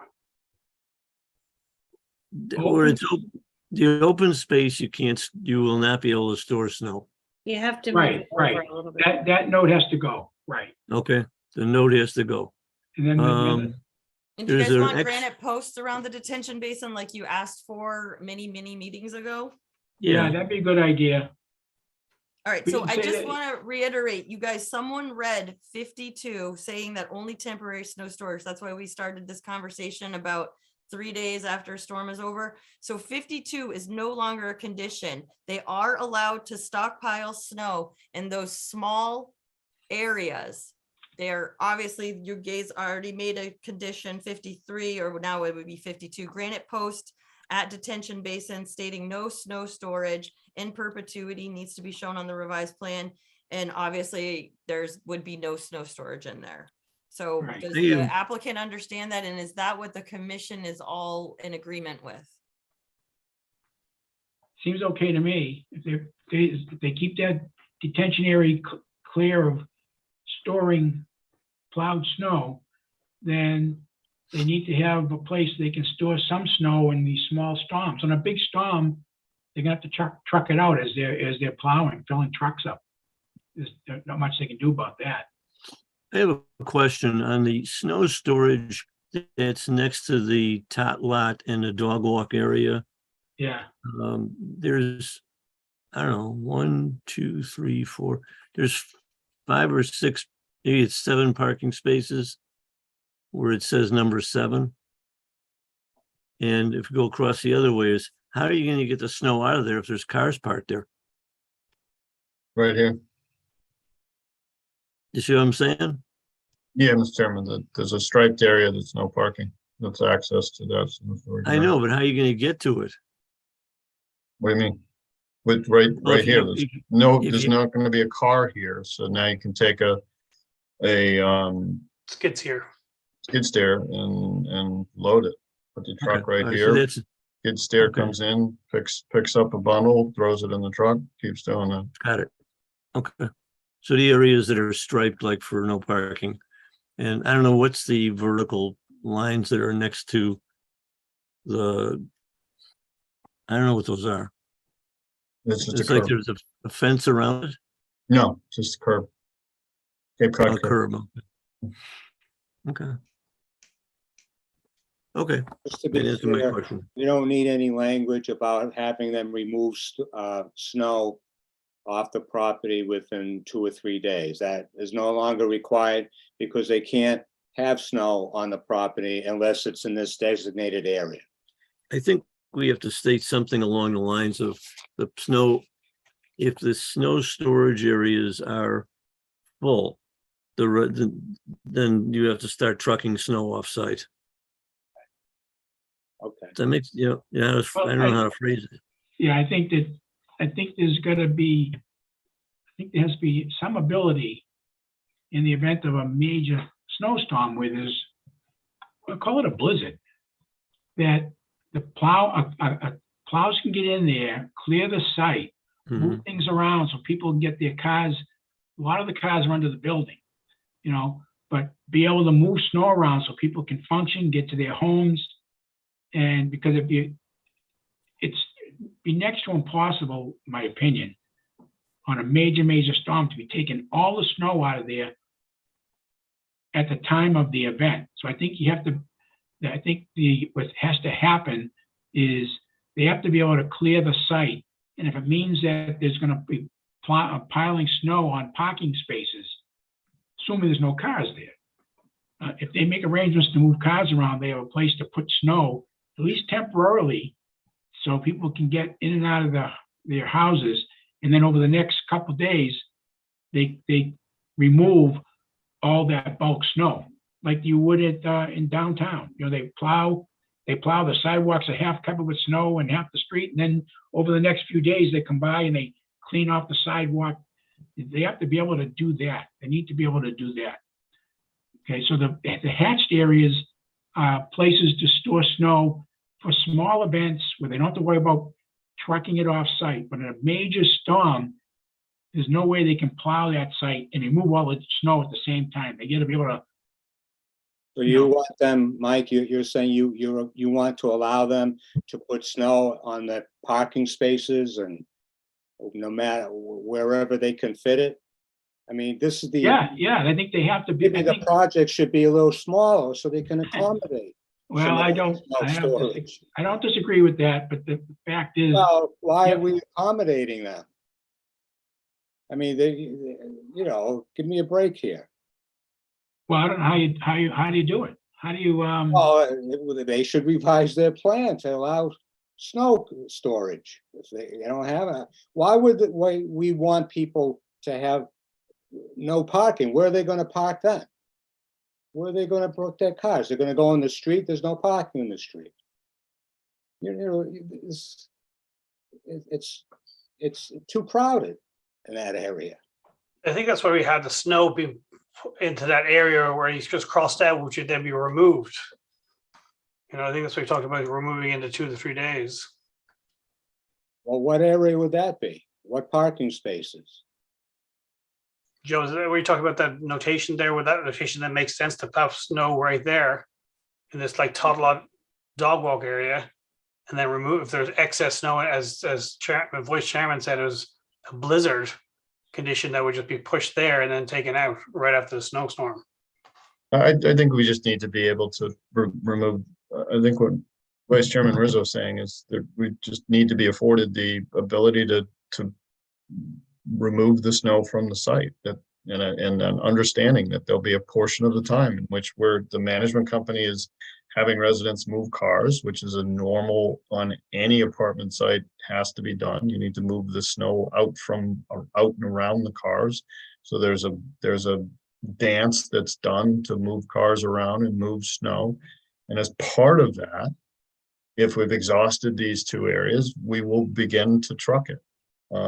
It's just, that's going to take time. And how much time does that take in dealing with, plow companies that if it is a major event, they're busy. So we've got to just be sensitive to that. We're going to do it. It's nothing different than what the city public works does over the course of a major blizzard. They've got to keep the city sidewalks and the city streets clean. And at some point they need to remove the snow to the snow farms. And that takes time. If it's a huge storm, blizzard 78, it could take a week. But everyone's hunkered down and can't go anywhere anyway because the roads are closed. So I think it's just a process. There's just we understand 2 areas we have that we can keep snow in the whole winter if we want. The rest is not suitable for storage, and we need to truck it offsite.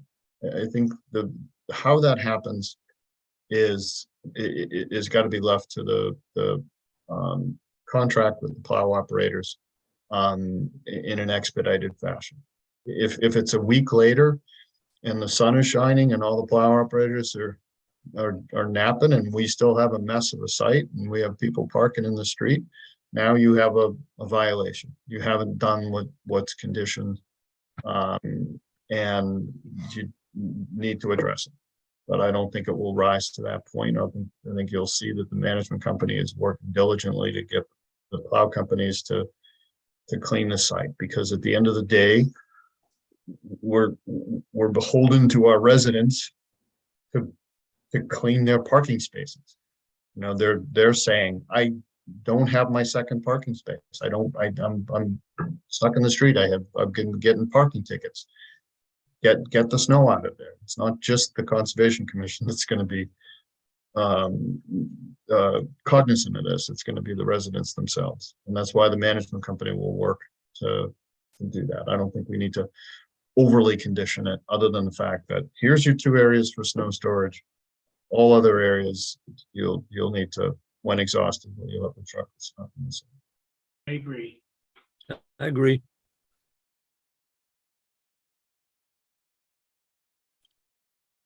Anybody else?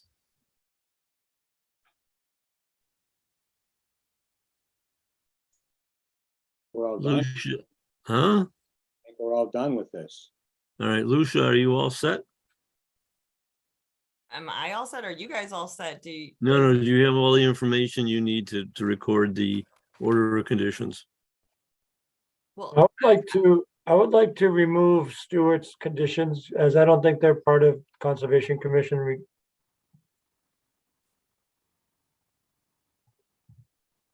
through the chair, this is why it's really important that you guys make a motion with conditions, because not everyone's going to agree to the conditions. So this was a weird way of making this motion tonight. I think we already made the motion. Agreed. Oh, I it know, is that's the why, order but so now it's confusing because Mike Vivaldi does not agree. So do we? Well, let me, Stu, are you willing to take your We took a conditions vote. out?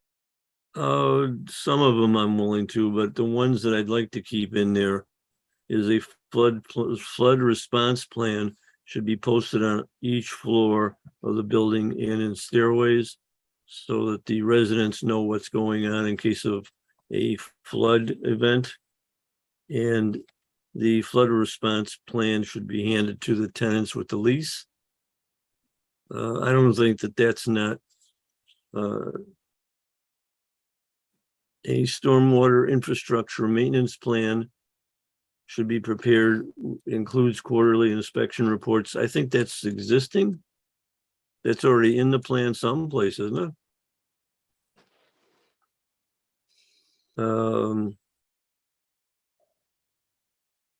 I guess the one that I would take out is a long-term agreement with Simon Malls, but I need something in place of that where you're gonna offer to move cars to. It's not Conservation Commission's requirement. It's the ZBA or mayor's responsibility. Okay, I'm not gonna argue that, but Planning board, I just don't want to hear that people have no place to put their cars, you know, in the event of a flood, because I believe, Mr. Chair, was part of the ZBA, so I think that was part of the ZBA to have a mitigation plan, including that. Yeah. so that is part of the plan. Okay. Correct, that's correct. That comes under public health and safety. There are no other city boards that this goes before, right? It's already got approval to everything. Yeah, but if it's in the plan or if it's in the agreement with the ZBA, which we didn't see, Yeah. we don't get that, so we don't know what it says. But if it's in there that you have to provide parking someplace, then it's in there. Yeah, I agree. It's not part of our responsibility. The only other one that I would, and I don't know how to, this is not part of our job, but I think from a standpoint of city, if you guys require the fire department to come in and rescue people, there should be some sort of plan to compensate the city. not our position. Again, that comes under public health and safety, so I would imagine. Okay, all right, that's fine. I don't disagree that it shouldn't be addressed. I don't know where it falls under. I don't think that falls under us. But it could be part of the zoning approval. I don't know, because it was. I don't either, but. Because it was presented to us. It was presented to the commission at one of our earlier meetings that in the event of something major, these are some of the things that we can do. And so if anybody here can speak up as to if this is covered somewhere else. Well, I didn't hear compensation. I heard the plan proposed that you didn't, get the fire department out there to save people, but I didn't hear anything about compensating the city for the service. That's all. That can be addressed. That should be addressed before this thing is occupied, I guess. Through the chair, this is Ms. Wayne Losey and Sam Vitale just basically said that they're going to appeal this. So honestly, you guys have been sitting around for an hour and most of these conditions probably aren't going to make it on the superseding order of conditions. All right, we're still doing our job. We're still doing our job here. Yeah, I know, but so we do have to move it along. I mean, it's already 9. We've been making this motion for a while. There's been a lot of information being presented tonight. All right, are you in agreement with the ones that I was saying to put in there, Mike? Or do you want me to remove all of them? Except for the fire department and the one about the car parking. Everything else is okay, Stuart. Okay. I mean, the one that I'm overstepping is that the management company, the leases have to say something about that you're renting in a flood zone. And I also want the leases to state that they cannot, the tenants cannot sue the city or the Conservation Commission for damages caused by flood. And I don't think that could be a that's preamble. You guys have done that on numerous files. It's typically a preamble, not a condition. okay. That's fine. So we have a vote. People, it would have to be the 4 people. Lazaris, Rizzo, Vivaldi, and Cavicchio are really the only people at this point who voted for the project. So it would have, you four would have to agree on these conditions. I'm in agreement. I agree. I'm okay if Mike feels that there's a couple things that need to come out and Stu's okay with it, I'm fine with that too. Yeah. Same here. All right, so you want a preamble, the flood preamble that we already have drafted Mhm. for other, so I guess that's it. This is very disorganized. I'm really not used to motions like this on such a large project. So I would say I would read everything over, but I mean, it seems like you did 1 through 50. Standard 51 open space in the rears in perpetuity. It can never be filled over or paved. 52, the granite post. Are going to need a revised plan with the granite post saying no snow storage. And I don't know if you guys want to add that there would be enforcement action taken if they did store snow in the basin. 53, signs to be erected in the parking lot flood zone are to remain in perpetuity. 55, you still want the privacy fence around the IBW to be raised 6 inches. 50, I'm skipping the numbers. 55, the O&M is in perpetuity. We all know that. And then the checklist about the parking lot, which is the flood zone sign. Will Politz's conditions on his November 8th, 2022 memo. Is that correct, Will? Yeah, And Chairman Lazaris wants signs in the building. He wants the flood response plan to be given to tenants with their lease and a preamble. So that's all I have for conditions then. I think that's it. Well, and then also the raised elevated stockpiles and some sort of a detail on that. Did you guys want to hear from Will about raising these in the snow area, or we just want to move on? I don't know if Will, you want to speak. You've been here 2 hours, so I'm not sure if you have anything to add. No, the only thing I would add honestly at this point would be to the condition you just mentioned about the material stockpiling. And I think the condition should reflect what Joe had said earlier, that they won't be stockpiling soils on the site. And there should be a time frame defined with that. I think Joe had mentioned 2 weeks, if I'm not mistaken. So I think we could live with that. If condition that the soils wouldn't be stockpiled for more than 14 days on the property.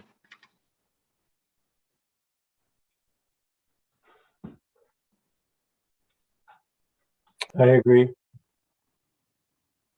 Right, Stu, did I get all your conditions? The signs in the building, which is the flood, their flood response plan. yeah, so people know what to do, and then Yeah. the flood response plan with the lease, the preamble, raised elevated stockpile detail, and then adding Will's no soil stockpile for over 14 days. I think that's it, right? Yeah, Sounds good. All right, well, we already made the motion, so those are all the conditions. Okay. And Thank you. before I can draft this, I'll need those revised docs. So Joe, maybe we can touch base on Monday after I have time to write it up, and then I can send you over what I'm looking for. Thank you, everybody. okay, thank you. Okay. Thank you. Good night. Good night. Thank you for allowing us to speak this evening on your conditions. Thank you, Will. Good night, Will. Thank you. We ready to move on? Got continued public hearing on a notice of intent submitted by Hayes Engineering for Site 10 residences Proposed work is construction of multifamily residential building, associated driveways and parking utilities within a buffer to within a buffer zone, property known as 190R Newbury Street. This is going to be continued. I'd like to continue it till at least January, or do you think February, Lucia? They requested a continuance till January. Okay. So make a motion to continue till January. I'll make that motion. Second, Arthur? Roll I'm gonna call. go ahead and do a roll call. Chairman Lazaris, Yes. Vice Chairman Rizzo, Yes, Secretary Vivaldi, Yes. Commissioner Athos, Yes. Commissioner Green, Yes. Commissioner Kavicchio. Yes. All right, so that passes 6-0. Next. Okay. Number 3, continued public hearing on a notice of intent submitted by GZA Geo-Environmental Inc., Dan Nietzsche for Emmanuel Rose Papanikolaou, owners, and JD Raymond Transport. Will Boyle, applicant. The proposed work is construction of a stormwater infiltration basin partially within a buffer zone to a wetland resource. Property is known as 25 Farm Ave, map 69, lot 006 and 007, Peabody, Mass. This is going to be continued as well. I need a motion to continue to January. motion to continue to January 11th. I'll second it. Roll call. Yeah, motion was made by Mr. Rizzo, seconded by Rita Marie. Chairman Lazaris, Yes. Vice Chairman Rizzo, Yes, Secretary Vivaldi, Yes. Commissioner Athos, Yes. Commissioner Green, Yes. Commissioner Kavicchio. Yes. All right, so that is continued until January. Item 4, enforcement orders. Continued enforcement order issued to Salem Country Club for the following activities: removal of living trees, grinding, grubbing stumps in a buffer zone or in close proximity to jurisdictional resource areas, and depositing wood chips in buffer zone along riverfront woods. Properties known as, address is known as 133 Forest Street, Peabody, Mass. I would like to get a motion to continue this till January and inform everybody that we'll be meeting next month in a executive session to discuss the issues. motion to continue. Well, that would be, you have to say the date. It would be that you're not continuing it to January 11th, which is our regularly scheduled public hearing. You would be continuing it till January 10th at 4:30 in the Wigan Auditorium for the public meeting portion.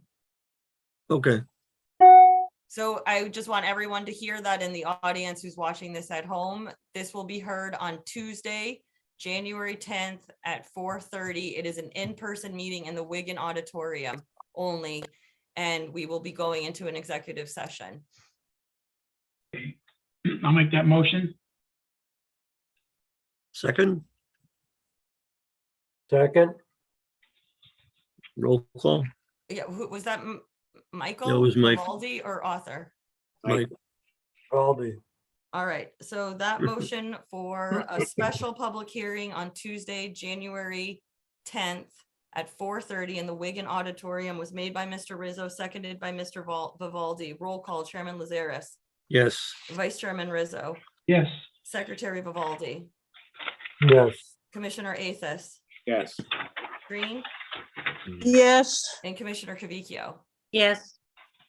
All right, so I just Number- want to reiterate, this is an in-person meeting. The public portion of the meeting is going to be in the Wigan Auditorium at 24 Lowell Street, City Hall. It is not via Zoom. It is not a hybrid. It is an in-person only meeting. And then on January 11th, we will have our regularly scheduled hearing, and the Salem Country Club may be discussed at that meeting if we don't discuss it on Tuesday. okay. Okay, item And 5. can, Chairman Lazaris, could you just skip these real quick? I know this woman, Ruth Pena, and her sister, Idanya, I think, are in the audience, and they have been waiting. I, by mistake, put them on as a panelist at the beginning of the meeting. could we skip to the RDA at 37 Bowditch? Because I don't think anyone is here for any of the other items.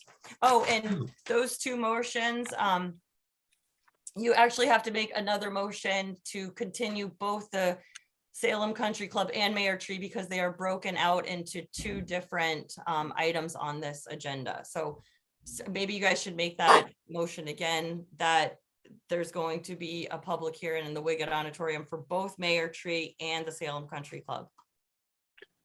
Do I hear a motion? Make a motion to, there would be a public hearing for Dan Mayer and Salem Country Club on January 10th at 4:30 in the Wigan Auditorium of Peabody City Hall. Seconded. Roll call. All right, so that motion is for to continue the Mayor Tree item. So that was made by Vivaldi, seconded by Amanda. Chairman Lazares, Yes. Vice Chairman Rizzo, Yes. Secretary Vivaldi, Yes. Commissioner Athos, Yes. Commissioner Green, Yes. and Commissioner Trevicchio. Yes. All right, so both Mayor Tree and the Salem Country Club are both continued to Tuesday, January 10th at 4:30 in the Wigan Auditorium, in-person meeting only. Chairman Lazares, there is someone raising their hand in the audience. I'm not sure if you would like to look in the audience. Hang on. Oh, that's Attorney Fogel. Well,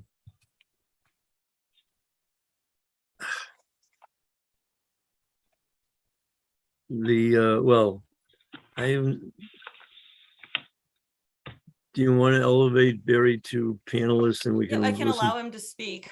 allow him to speak, but we're not going to be discussing it, so.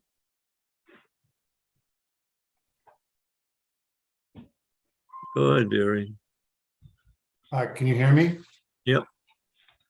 I just missed some element of that. So the meeting on January 10th at 4:30 is live. And then what was the mention of something about the 11th? Well, our regular meeting is on the 11th, and in this case, we're doing a special meeting in public, in person, at the Wigan Auditorium on the 10th. And there will be a public, it's a public meeting live. It will not be, it won't be a Zoom participation thing. Then we will then at that meeting break into an executive session. That was And, yeah, I heard a reference to an executive session. right. And then what's on the 11th? Your regular scheduled meeting is going to Correct. be Zoom? Yeah, regular scheduled meeting on Zoom. Okay. Okay. All right, I guess I understand that. Are those the only items that are on for the 10th of the two enforcement orders for the Salem Country Club and Mayor Tree? Yes. Yes. All right, thank you. I'm moving ahead to number 8, request for termination of applicability. Public hearing on a request for termination of applicability submitted by Edania Pina, owner, and Ruth Pina. This is an after the fact filing for proposed work under construction, repair an existing shed, block foundation, etc., earthwork, retaining wall, porch addition, revegetate yard and grass with grass and plantings. Property is known as 37 Bowditch Street, map 75, lot 77, Peabody, Mass. Penas are here. Yeah, here. Okay. This is like the building department is allowed to work to start on a retaining wall, and it just sounds like this is being taken care of by the building department. Yes. Yes, but they need a permit through us. This is Let them speak just soon. for the sake of time. This is again, it's a railroad track. There's property, it drops down railroad track, and there is a wetland in that railroad track. Yeah.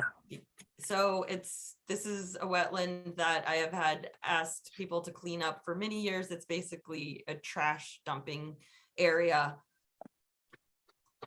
So she's here only under the local ordinance. This is not state regulated. Within the day I called her and told her to put the erosion controls down, they were down within 24 hours. It was probably one of the quickest times I've ever seen anyone get erosion controls down. So thank you, Ruth and Adanya. Did I say that right? Yeah. No, thank you. That's well, appreciate the guidance that you're giving us. So if I don't see anyone in the audience except Dan Mayer, unless he wants to speak for or against this project, I think this is a really quick, all you guys would have to do is close the public hearing. We'll open it to the public. If Dan wants to speak, he can speak. If not, close the public hearing and then make a motion to issue a negative determination, you know, with conditions that maybe, I didn't even give you guys conditions because that's how simple this project is. The main condition would be to put the erosion controls down. So I mean, maybe the one condition would be that the erosion controls need to, you know, always be in good like Bending. robust erosion control, so they work. And that maybe that they have to come back to us once all the work is done with a plan or something. Most of the time, though, if you do put that on a determination, people don't come back because determinations just don't really have teeth in it. So Is there a plot plan that shows the work that's being constructed and such? yep, it should be on the OneDrive. Okay. You Oh, look at that tree. I know.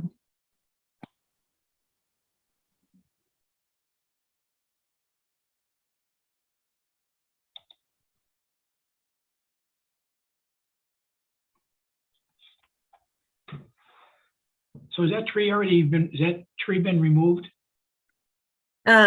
Yes, it has been, well, lots, still part of the lots where it fell still in the process of being like cleaned, but most of it was cleaned.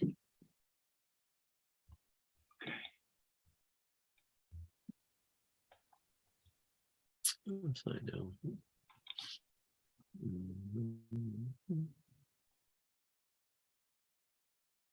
So the wetlands are like on the other side of where it says MBTA.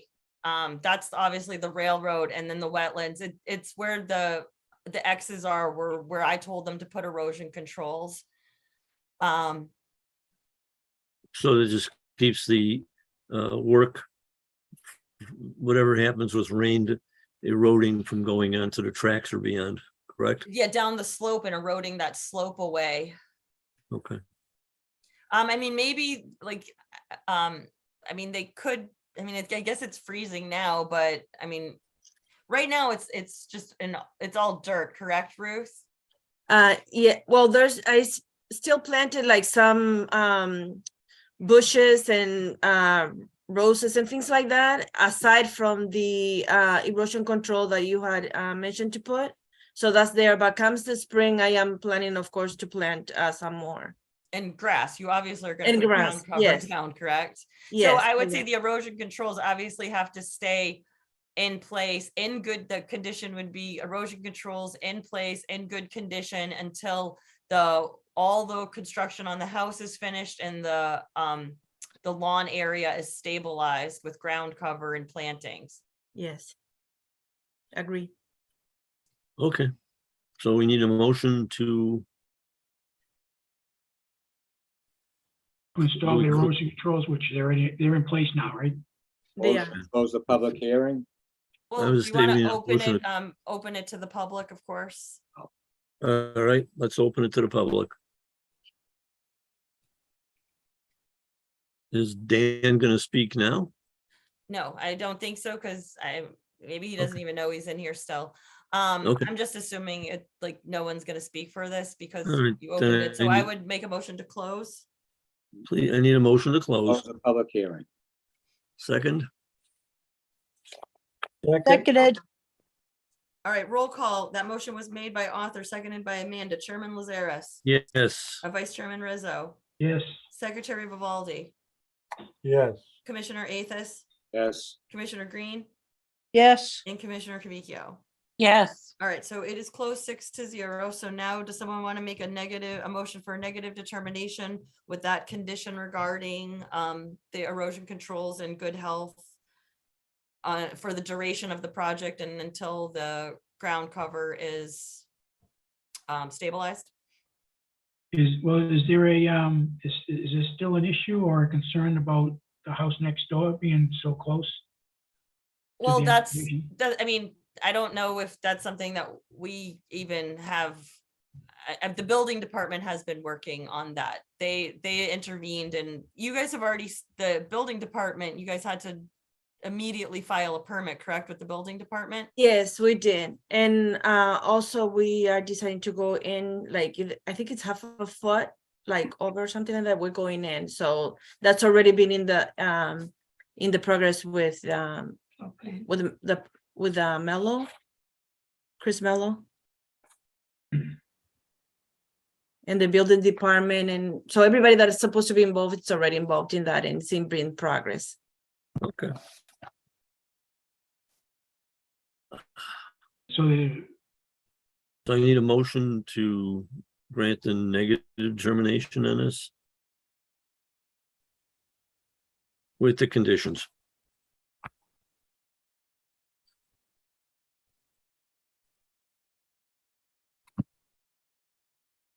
move to issue a negative determination of applicability for the 37 Bowditch Street with the conditions stated earlier by Lucia. We get a second? Second. Roll call. Right, Chairman Lazares, Yes. Vice Chairman Rizzo, yes. Secretary Vivaldi, Yes. Commissioner Athos, Yes, Commissioner Green, Yes. and Commissioner Cavicchio. Yes. All right, so there's a negative determination with the condition, the erosion controls. Ruth, and I'm sorry if I'm ruining your name, Idania. If I'm pronouncing it wrong, I'm really, really sorry. Could you just tell me how to say it though? Yes. Idania. Yeah, you said it right, You said it Daniel. right. Okay, great.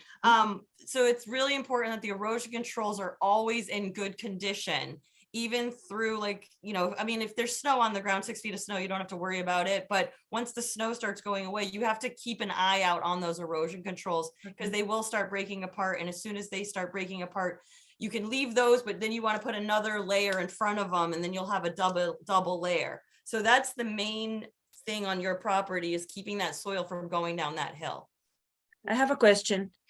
Go ahead. Does it always have to be like the same type of erosion control, or could it be any from the ones that like on that list? If it's not one or the other, does it always have to be the Yep, same? as long as it's on that list I gave you, those are all accepted. Okay. No problem. That's it, you're free to go. Thank you so lady. much. Thank you. Appreciate it. Thank you for hanging around. No, thanks. All right, they need a motion to adjourn? No, you're gonna go back to item 6 and 7. Oh, do we? I'm sorry. Right. I'm ready to get out of here. Well, while we have this short night, I thought it was gonna be much shorter, but while we have this short night, we might as well go back to, if you guys wanna get 60 Warren off this, we could. Or you can just By skip it doing and what? By doing what? Well, Lucia? How do you get 60 Warren off the agenda? you would just make a motion Just- to remove it from the agenda and have city staff, work on it without it being on the agenda. I'm not gonna like throw the file in the trash. I'm gonna keep the Okay. file. Yeah. Because trust me, there's gonna be a day when someone comes to me and wants my file for this, and I'll have it. I'll make a motion to take it off the agenda. Second, Seconded. By Mr. Vivaldi. Okay, the motion to take 60 Warren off the agenda, but to not remove the file, the enforcement action is still valid. Made by Mr. Rizzo, seconded by Mr. Vivaldi. Roll call, Chairman Lazares. this is an item that we're still waiting to determine ownership of the property. And the building inspector or Department of Public Services, somebody was supposed to go out there and review what he did on his backyard in the riverfront, correct? Yep. Right.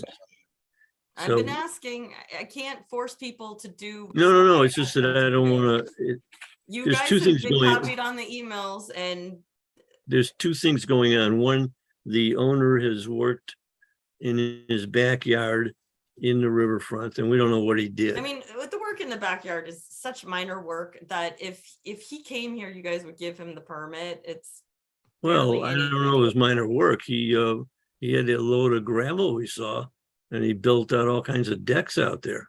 All right, so do you, instead of the motion to remove it off the agenda, do you want to make another a motion to amend the enforcement order to, I don't know, go in his back, get on his property and go in his backyard? I'm not sure what we're doing here. I mean, we can do all of this offline, No, I agree with doing it offline. I just would like to make. but was I just really wanna- need I help just from the wanna- building department on that, because I know he doesn't have permits for what he did. So I'm not sure. You guys just tell me. I have that. I already would made a prefer- motion. Move it off. There's a motion on the floor to move it off. All the right, so I started by asking Chairman Lazare if he was voting yes. So are you voting yes, or are you voting no or present? No. All right, Vice Chairman Rizzo, Yes. Secretary Vivaldi, Yes. Commissioner Athos, Yes. Commissioner Green, Yes. and Commissioner Cravicchio. Yes. All right, so the item has been removed from the agenda 5-1 with Stu voting no. And you guys can trust me, I am gonna keep this file. Trust me, someone is going, as soon, now that it's off the agenda, I guarantee in a month, someone's gonna be like, hey, what about that file? And then I'll have it and it'll be right next to me and then we'll work on it. You're trusted. Okay. Okay, the Item- last item is item 7, I believe, right? Yes. Continued, that's continued. You And know, that would be continued to January. And minutes, I'm sorry, minutes. minutes. Thank you. Need approval of minutes for September 14th, October 12th, and November 8th. I have some edits that Chairman Lazaris was absent at the November meeting, but the November meeting, his name is there for signature at the very end. Is that, wouldn't you put the person who was the acting chairman that night? that was me. Yeah, that's what I mean. Yes, I can change that. I normally send these out and ask for edits like after I draft them, so I can of course change that. Anything else? The October, I have some other edits for October, November. Do you want me to just send them to you, Lucia? Yeah, can you just email them to me? Are they like typo edits or are they, did I get like actual, Well, it's just kind of like minor typo things that I would like to see. if it's changed. if someone's speaking and like, and there was like a run-on sentence and you want me to change what they say, I cannot do that, but I can change any summary that I wrote, or if I put you saying something that you didn't say. Yeah, But I would prefer that you send them to me on email and then I'll look at them and okay. I normally send you guys these like and hope that you guys can get me, within a week of looking at them. I know that's a big ask, but I'm sort of required to get them like the draft minutes up because people are really hot and heavy for our minutes. We have such good stories to tell. All right, so we need a motion to accept September and we'll review October, November next year. Well, can you guys just accept them all Yep. and with Mike, if Mike wants to email me those revisions? Again, it's always easier if you guys tell me before the meeting so I can like change them. I move to accept. Second, Second, so All right, roll call to accept the minutes with the corrections. as amended or something, Hmm, as amended. as amended. All right, that was made by author, seconded by, actually, I just wrote down author/atheist, so I don't even know who made the motion. You guys got me so frazzled. I think Mike seconded. Mike Mr. Vivaldi, Vivaldi. with changes. Okay, roll call. Chairman Lazaris. Yes. Vice Chairman Rizzo. Yes, Secretary Vivaldi. Yes. Commissioner Athos. Yes. Commissioner Green. Yes. And Commissioner Trevicchio. Yes. All right, great. So Mike, if you can send me over those I will. changes, if you can like maybe put them in red or something so I can see Yep, them. But again, if it's someone speaking verbatim, I can't change it unless it's like a typo. One last comment, that when I was in the staffing the planning board, I recall in the past that for projects, I would, the board would close a meeting, but then we would discuss the decision at the following meeting. So therefore we would allow time for the staff to like provide a draft of the decisions, and then have time to discuss it before, they could see a draft before the meeting. And then we would, finalize it at the meeting, knowing that we've already closed it. No more decision can be discussed, but then have that time to like kind of to think about it and debate it, in our heads, not on public, but is that something that is possible with the Concom or no? For big projects, like something like 40 Oak.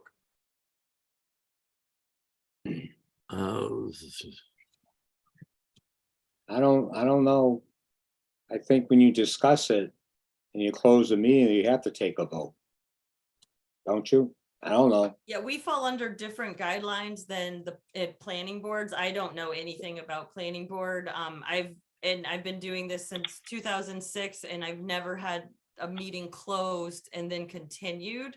I mean, that's certainly something I can ask the city solicitor, but it's never happened. It doesn't mean that it can't happen, but it's never happened. I mean, Mike, you've been on longer than me. yeah, I think the protocol is once you accept testimony and you listen to and you collect all the data, everybody gets to speak, then you decide whether you're going to close the hearing.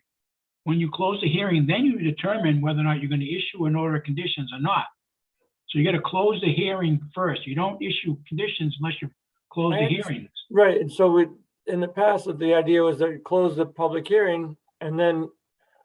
Oh, I just recalled something. We actually, in our bylaws, which you guys all should have, there is a page and it says, this is how you run the meeting.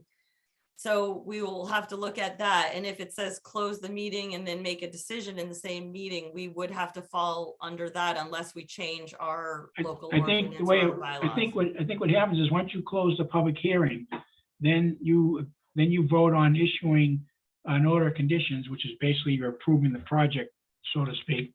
And then you have so many days to issue the conditions to the petitioner. So you have time to come up with the conditions, but because of the contentious type of project it was, it seemed appropriate for tonight to go through those conditions. We didn't have to. We could have actually said, we're going to come up with conditions and go over that with you. But I thought that Lucia already had them done. They were already printed and read. Yep. But how can you have the conditions written down without knowing without the applicant knowing them? I Right. share them. Anytime I draft conditions, I share them with people so that I say, this is what I'm gonna. Right. Except In tonight the with the old- last people, I just made that condition up, so. I mean, years back, you would have, because I have mine right here, you would actually have all the conditions from our book. And you'd open the book up and you say 1 through 50, then you add whatever it is, all the other ones that we have in there, and you suggest other ones and you come up with this list. And for the sake of time, we've just gotten the habit of being able to either address it later or years back, we would actually do the conditions right at the meeting. You know, our meetings were long, but What if the applicant doesn't agree to the conditions or wants to make a point about them? Then they have to appeal it or something, but because all you're doing is closing the hearing and you're voting. So when you close the hearing and you vote, you take a vote to issue an order of conditions. You've told the petitioner that you're going to give them an order of conditions. That's what they're here for. They're there to get an order of conditions. Now you come up with the conditions. They don't necessarily have, they don't have to agree with the conditions. They could have said, well, gee, I don't want to put 10 trees. You know, I want to put 3 trees, or I shouldn't put it that way. That's different. I mean, a condition where,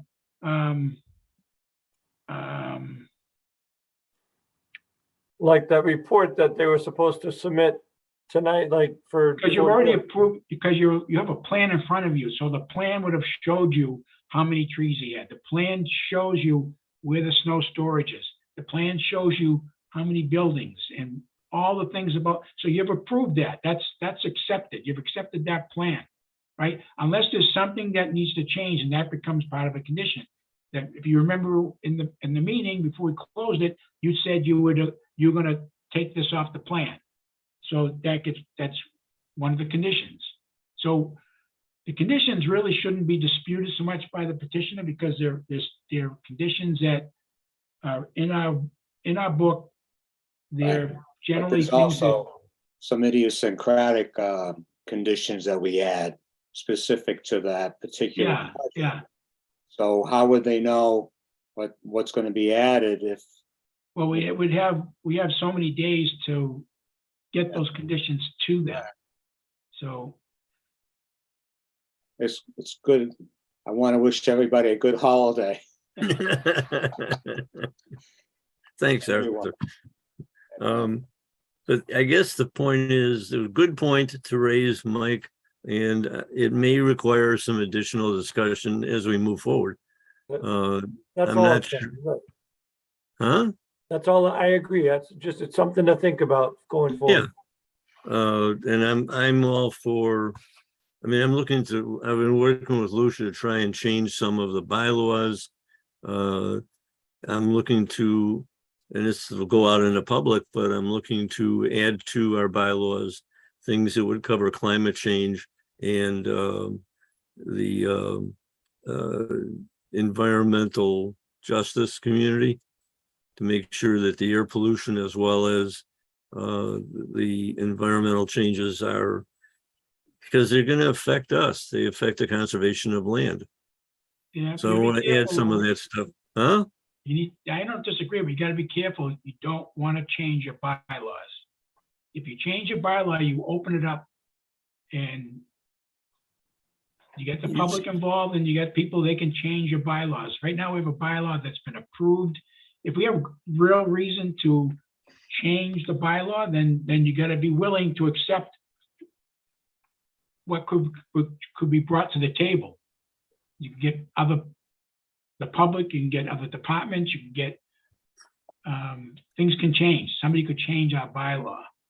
And I'm not saying that our bylaw shouldn't be changed. I'm just saying you just don't change bylaws without really thinking about it. And you can do it. Regulations can be changed easier than the bylaws, for sure.